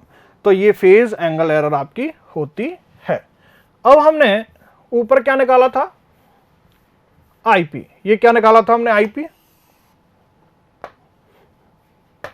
IP निकाला था हमने। और हमें पता है कि हमारा जो ट्रांसफॉर्मेशन रेशो R क्या होता है हमारा, IP अपॉन IS। क्या होता है, IP अपॉन IS। तो IP की वैल्यू क्या हो गई, NIS plus I0 sine of alpha plus del upon IS। तो यहां से R क्या आ गया मेरा, अगर मैं इनको, तो N plus I0 sine of alpha plus del upon IS।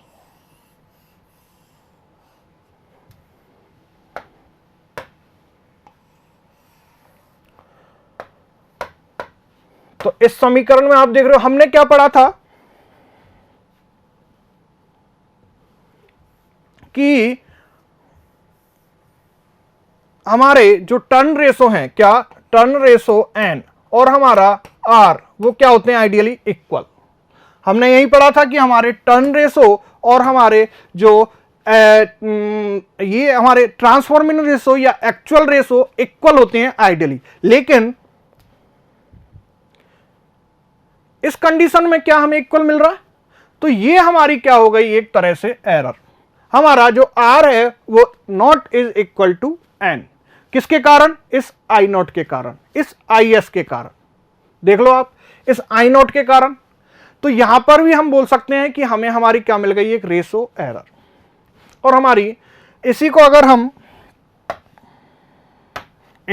हम R is equal to N plus I naught sine alpha cos del plus cos alpha sine del divide by IS, तो यहां से R is equal to N plus, हमें पता है I naught cos del क्या हो जाएगा, IM sine alpha plus I naught sine del क्या हो जाएगा,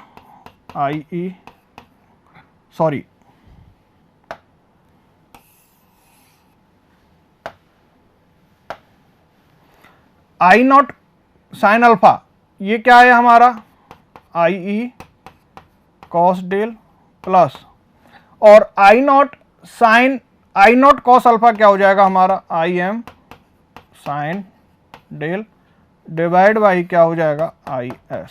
अब अगर हम डेल की वैल्यू क्या ले लें, 0, तो हमारा R क्या हो जाएगा, N प्लस, ये क्या हो जाएगा हमारा, IE अपॉन NIS।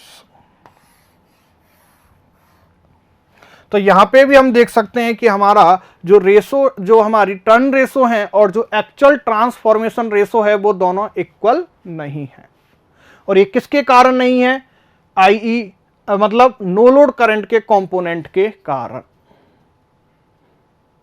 बात समझ में आई, नो लोड करंट के कंपोनेंट के कारण यहां आपका जो एक्चुअल रेशो है वो टर्न रेशो के इक्वल नहीं है, जबकि हमारा ये क्या होना चाहिए, इक्वल।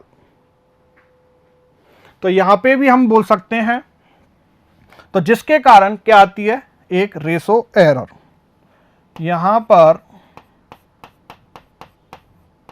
यहां पर ट्रांसफॉर्मेशन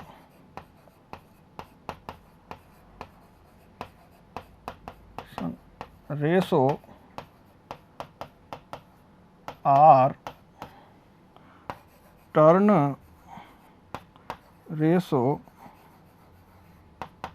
N के बराबर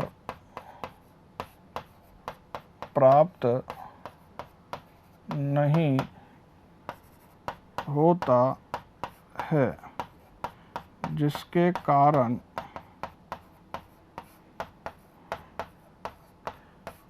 कारण रेशो एरर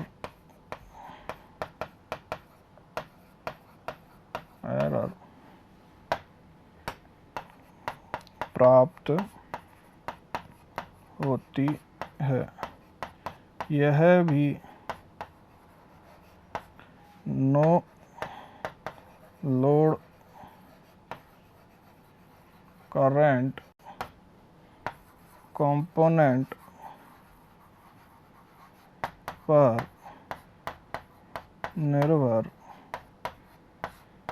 करती है। तो यहाँ से हमारे पास रेशो एरर सिग्मा क्या हो जाएगी, KN minus R upon R into 100। तो हमारे पास अब दो एरर आ चुकी हैं किसी भी ट्रांसफॉर्मर में, एक तो रेशो एरर और एक हमारे पास कौन सी एरर आ गई, फेज एंगल एरर। मतलब अतः नो लोड करंट के कंपोनेंट के कारण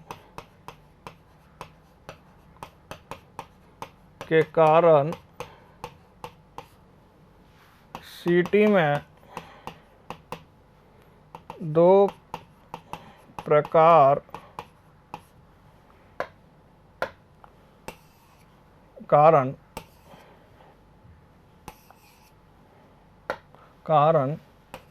दो प्रकार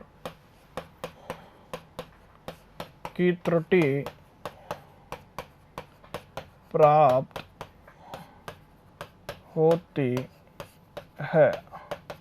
पहली है ratio error sigma kn minus R upon R into 100 और दूसरी है फेज एंगल एरर थीटा। और वो क्या है आपकी phase angle error theta is equal to 180 degree upon pi I M upon N I S. अब हमने ये तो देख लिया कि वो किसके कारण आ रही है, नो लोड करंट के कारण। तो अब इनका कोई तो ऐसा मेथड होगा कि हम इनको क्या कर सके, रिड्यूस कर सके। तो अगर हम फर्स्ट मेथड की बात करें तो सबसे पहले हम ये देख लेते हैं कि बर्डन का इन पर क्या इफेक्ट पड़ेगा। ठीक है, बर्डन का क्या इफेक्ट पड़ेगा, अगर हम बर्डन को हाई रखें तो क्या इफेक्ट पड़ता है या लो रखें तो क्या इफेक्ट पड़ता है। तो यहां पर पहला हम देखते हैं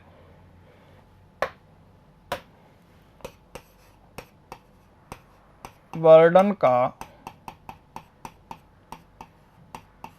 प्रभाव। क्या देखते हैं हम, बर्डन का प्रभाव। बर्डन का प्रभाव कैसे देखते हैं,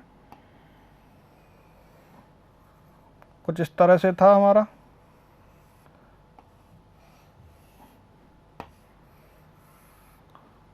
हमने ये क्या कर दिया, शॉर्ट हमारी ये क्या है 1000 डिवाइड बाई 5 एम्पियर। यहाँ पे हमारी 5 एम्पियर फ्लो हो रही थी, हमारा आर क्या हो गया 0, तो इसके अक्रॉस हमारा जो वोल्टेज इंड्यूस होगा वो क्या हो गया 0। तो यहाँ से हमने क्या बोल दिया 0 वोल्ट एम्पियर। ठीक है, यहीं पे अगर हम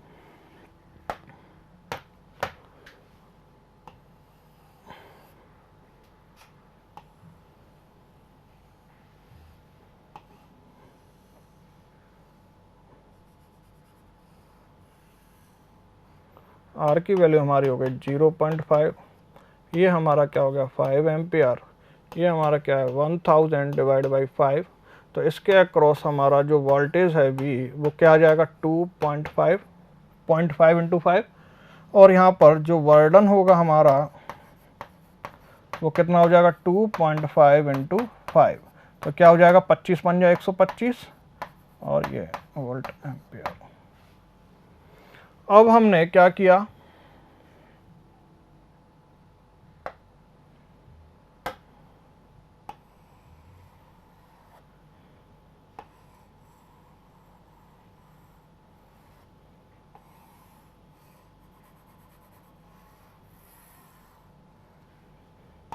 ये है 5 एम्पियर। अब हमने आर की वैल्यू क्या ले ली 5 ओम। तो इसके अक्रॉस वोल्टेज कितना हो जाएगा, V is equal to 25 volt. तो यहाँ से इसका बर्डन क्या निकल के आएगा 25 इंटू 5 125 वोल्ट एम्पियर। मतलब आप ये देख रहे हो कि जैसे जैसे आपने लोड रेजिस्टेंस की वैल्यू इंक्रीज की, क्या लोड रेजिस्टेंस की जैसे जैसे हम वैल्यू इंक्रीज कर रहे हैं तो हमारा जो इंड्यूस वोल्टेज है वो इंक्रीज हो रहा है।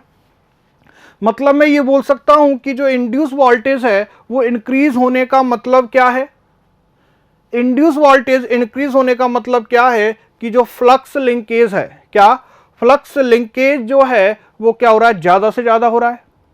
फ्लक्स लिंकेज ज्यादा से ज्यादा हो रहा है मतलब आई एम की वैल्यू इंक्रीज हो रही है। आई एम की वैल्यू क्या हो रही है, इंक्रीज। कहां है, आई एम की वैल्यू इंक्रीज हो रही है। देखो मैं क्या बोल रहा हूं आपसे, पहले अगर हम बर्डन की बात करें तो कितना है 0 वोल्ट एम्पियर। सेकंड बर्डन की अगर हम बात करें तो वो कितना है 12.5। और सेकंड बर्डन थर्ड बर्डन की अगर हम बात करें तो क्या है, तो बर्डन फर्स्ट कितना है 0 वोल्ट एम्पियर, बर्डन सेकंड कितना है 12.5 वोल्ट एम्पियर और बर्डन थर्ड कितना है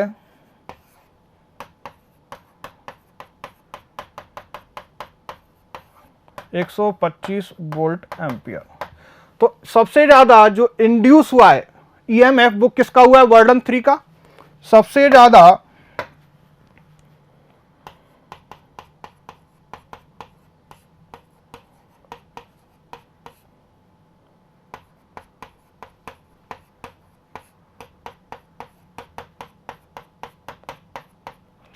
फिर ये क्या हो गया? मध्यम प्रेरित विद्युत वाहक बल, और ये हो गया लो प्रेरित विद्युत वाहक बल या जीरो। ठीक है, अगर यहां पर विद्युत वाहक बल ज्यादा प्रेरित हो रहा है तो हमें पता है कि यहां पर फ्लक्स लिंकेज, क्योंकि E बराबर क्या है? N D phi by D T. ज्यादा से ज्यादा फ्लक्स बन रहा होगा तभी तो वो कट करेगा, तभी ईएमएफ इंड्यूस होगा। होगा नहीं होगा? मतलब यहां पर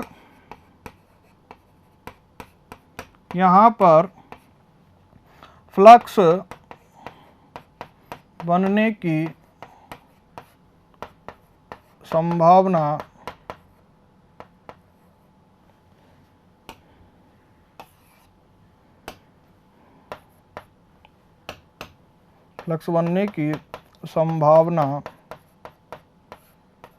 ज्यादा, फ्लक्स बनने की संभावना ज्यादा है, नहीं है? फ्लक्स लिंक की, क्या?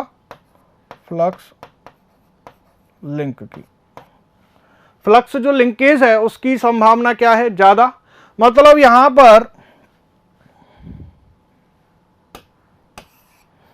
पर आई नॉट की, या हम बोल सकते हैं आई एम तथा आई ई का मान ज्यादा। यहां पर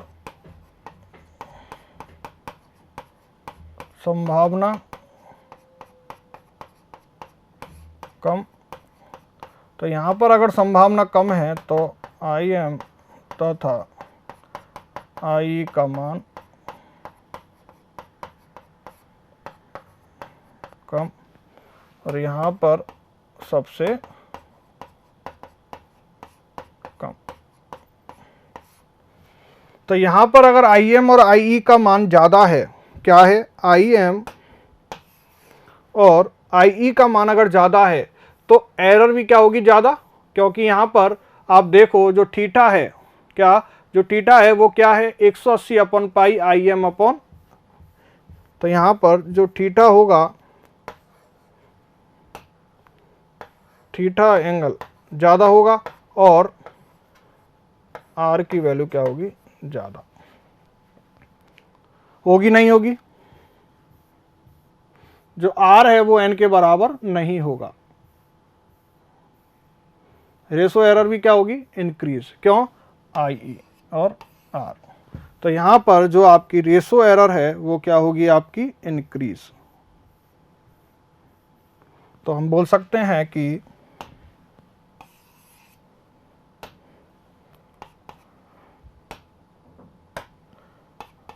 फेज एंगल तथा रेशो एरर ज़्यादा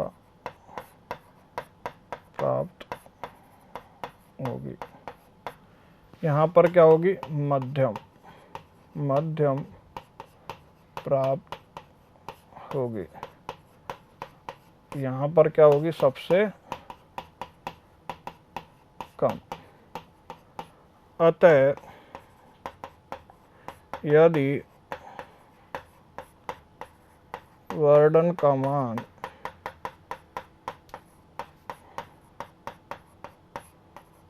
ज़्यादा होता है तो रेशो एरर तथा फेज एंगल एरर ज़्यादा प्राप्त होती है, इसलिए वार्डन की वैल्यू कम होनी चाहिए। तो पहला हो गया क्या, वार्डन का प्रभाव। दूसरा अगर हम बात करें, दूसरी अगर हम बात करें तो वो है प्राइमरी करंट का प्रभाव।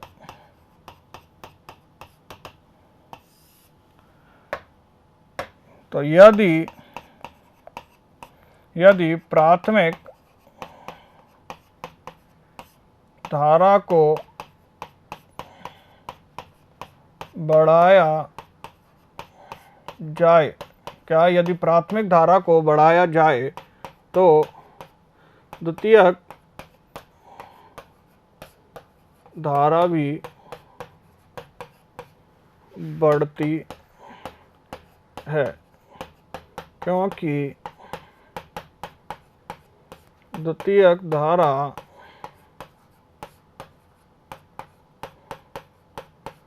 प्राथमिक धारा के प्रोपोर्शनल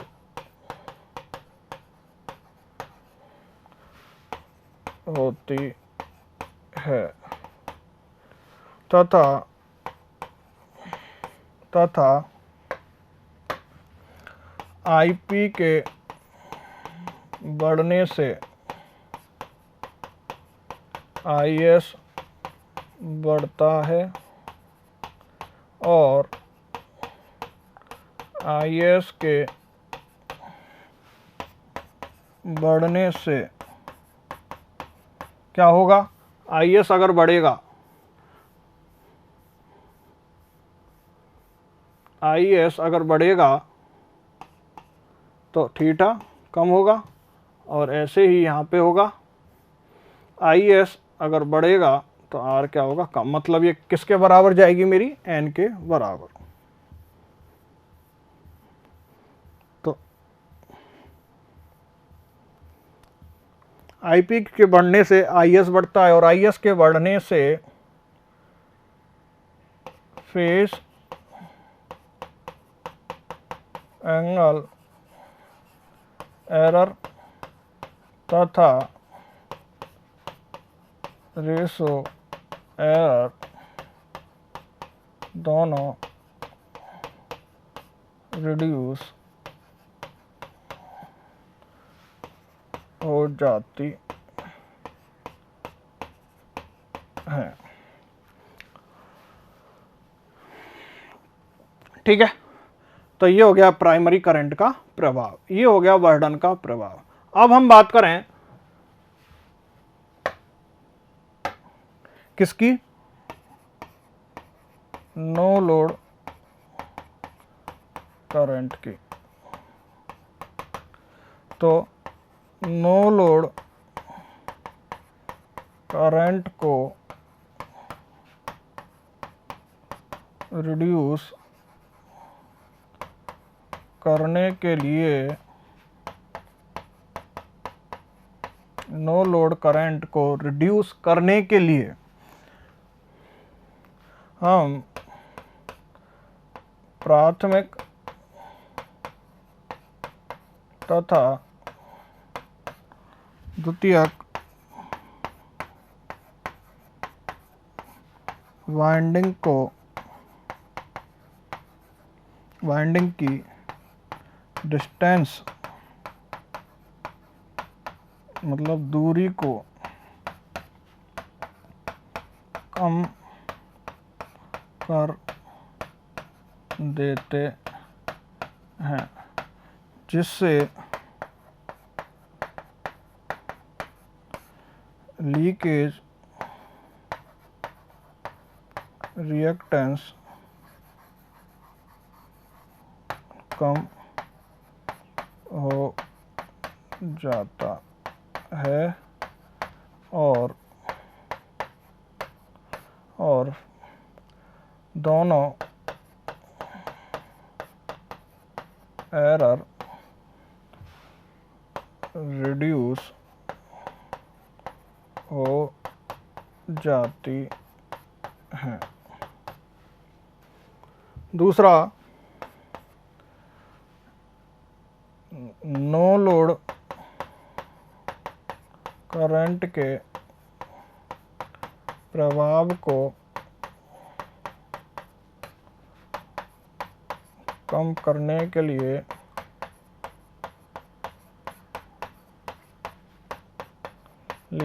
हम हाई परमेबिलिटी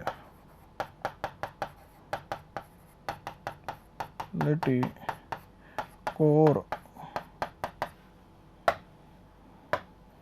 का उपयोग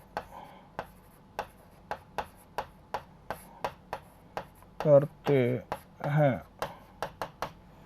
जिसके कारण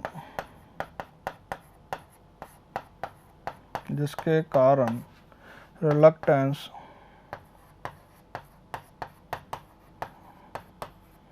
कम हो जाता है और आसानी से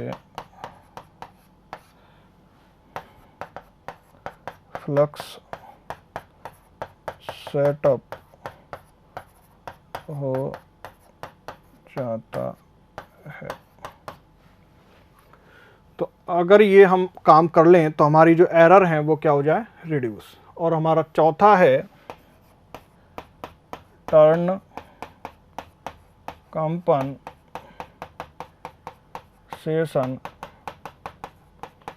मेथड।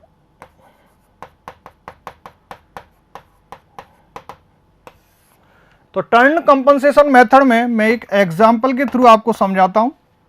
तो एक एग्जांपल लेता हूं मैं, मुझे एक सीटी दिया हुआ है, हमें एक सीटी दिया हुआ है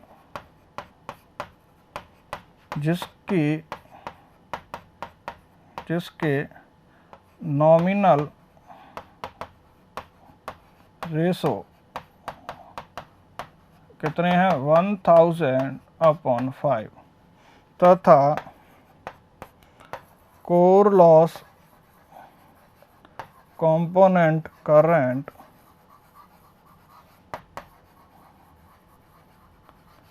0.6% ऑफ प्राइमरी करंट।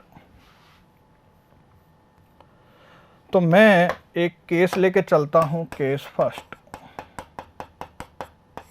क्या कि मैंने मान लिया n is equal to kn is equal to 1000/5 is equal to 200। मतलब टर्नों की संख्या मैंने किसके बराबर मान ली, नॉमिनल रेशो के बराबर। और हमें पता है ns/np is equal to n और ns is equal to n into np।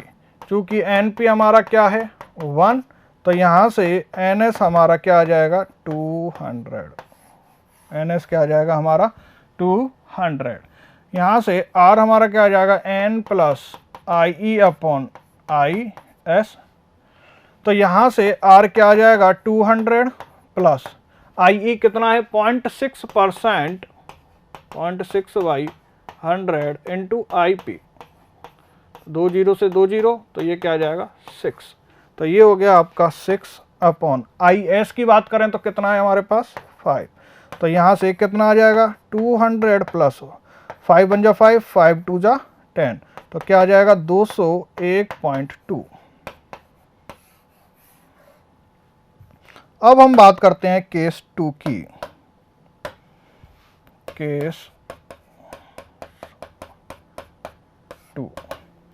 Case 2 में हमने ले लिया, हमने R जो है n is not is equal to kn। हमने n को किसके बराबर नहीं लिया, के एन के बराबर।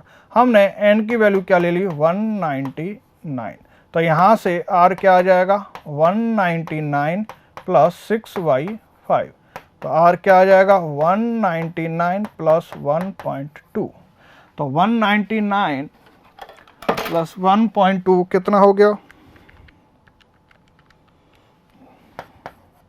200.2।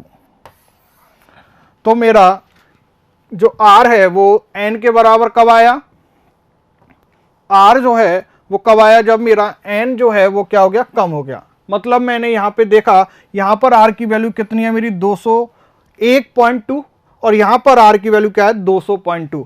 मतलब यहाँ पर मेरा जो kn minus R upon R into 100 और इसके लिए भी क्या होगा kn minus R upon R into 100। तो इन दोनों में अगर मैं कंपेयर करता हूं तो यहां पर मेरा kn यहां पर मेरा जो R है वो किसके बराबर है kn के बराबर, जबकि यहां पर जो R है वो लगभग है किसके बराबर kn के बराबर। तो हमने क्या किया कि टर्न कंपनसेशन के माध्यम से टर्न कंपनसेशन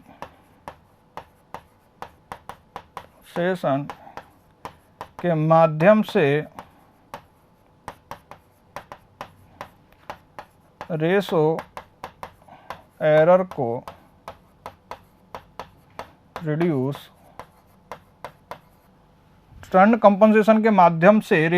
को रिड्यूस किया जा सकता है तथा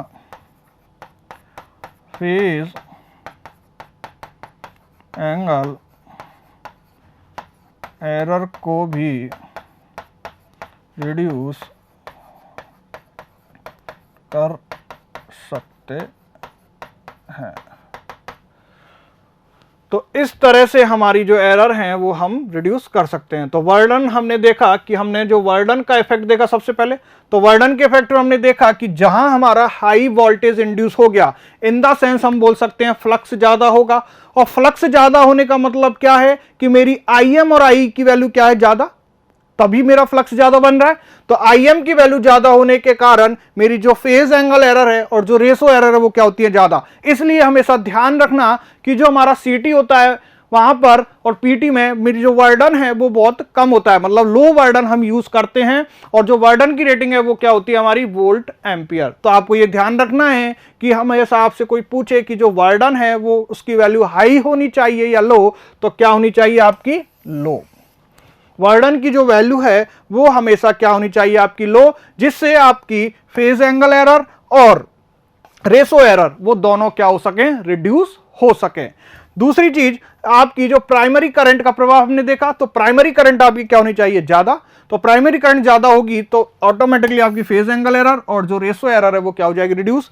और नो लोड करंट को भी हमने देख लिया कि नो लोड करंट हमारा मेनली उसी के कंपोनेंट के कारण हमारी एरर आ रही है, तो उनको रिड्यूस करने के लिए हमने क्या किया, एक तो हमने हाई परमेबिलिटी कोर का यूज किया, दूसरा हमने क्या किया दोनों की डिस्टेंस को कम किया, जिसके कारण लीकेज रिएक्टेंस की वैल्यू क्या हो गई रिड्यूस। तो ये लीकेज रिएक्टेंस है ये भी हमारी एरर को क्या करता है इफेक्ट करता है। और हमारा एक ये हो गया टर्न कंपनसेशन मेथड। तो टर्न कंपनसेशन मेथड में हमने क्या देखा कि हमारा एन क्या है बराबर क्या है, हमने एन की वैल्यू को पहले किसके बराबर लिया kn के बराबर। दूसरे केस में हमने n की जो वैल्यू है उसको kn के इक्वल नहीं लिया, तो हमने देखा कि यहां पर हमारा जो r है वो किसके बराबर आ गया kn के बराबर, क्योंकि kn हमारा क्या है अभी भी 200, ये 200 और ये 200.2। यहां पर अगर हम देखें तो यहां पर हमारा जो kn है वो कितना है 200। तो इन दोनों के डिफरेंस में और इन दोनों के डिफरेंस में इसमें तो 0.2 का है और इसमें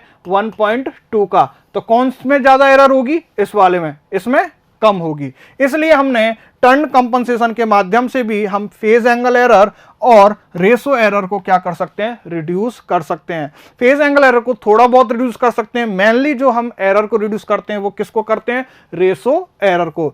और एक आपको नोट ये याद रखना है, नोट क्या याद रखना है कि कभी भी CT की सेकेंडरी वाइंडिंग को ओपन नहीं रखना चाहिए। अगर ओपन रखा तो क्या होगा, हाई वोल्टेज इंड्यूस होगा। मतलब यदि सेकेंडरी वाइंडिंग गलती से ओपन हो जाए तो वाइंडिंग बर्न हो, तो सेकेंडरी वाइंडिंग बर्न हो सकती है, क्योंकि हमने देखा था कि अगर मान लो, इसी में देख लेते हैं हम, अगर मैं मान लो गलती से इसको क्या कर दूं ओपन, तो गलती से अगर ओपन कर दिया तो यहां पर जो मेरा वोल्टेज आर जो होगा वो क्या हो जाएगा, इनफाइनाइट। आर क्या हो जाएगा यहां पर, इनफाइनाइट, तभी तो ओपन। तो मैं बोल सकता हूं जो वोल्टेज है वो भी क्या हो गया, इनफाइनाइट। मतलब हाई वोल्टेज इंड्यूस हो गया, और हाई वोल्टेज इंड्यूस हो गया मतलब मैं ये बोल सकता हूं कि जो इंसुलेशन की रिक्वायरमेंट है वो बहुत ज्यादा हो जाएगी। मतलब हमने जो इंसुलेशन किया है वो इस वोल्टेज के अकॉर्डिंग थोड़ी किया है, तो हम तो इसलिए हमारी जो वाइंडिंग है वो क्या हो सकती है, जल सकती है, सेकेंडरी वाइंडिंग। तो यदि सेकेंडरी वाइंडिंग गलती से ओपन हो जाए तो सेकेंडरी वाइंडिंग बंद हो सकती है, क्योंकि ओपन कंडीशन में सेकेंडरी वाइंडिंग के अक्रॉस हाई वोल्टेज इंड्यूस होता है, और जिसके कारण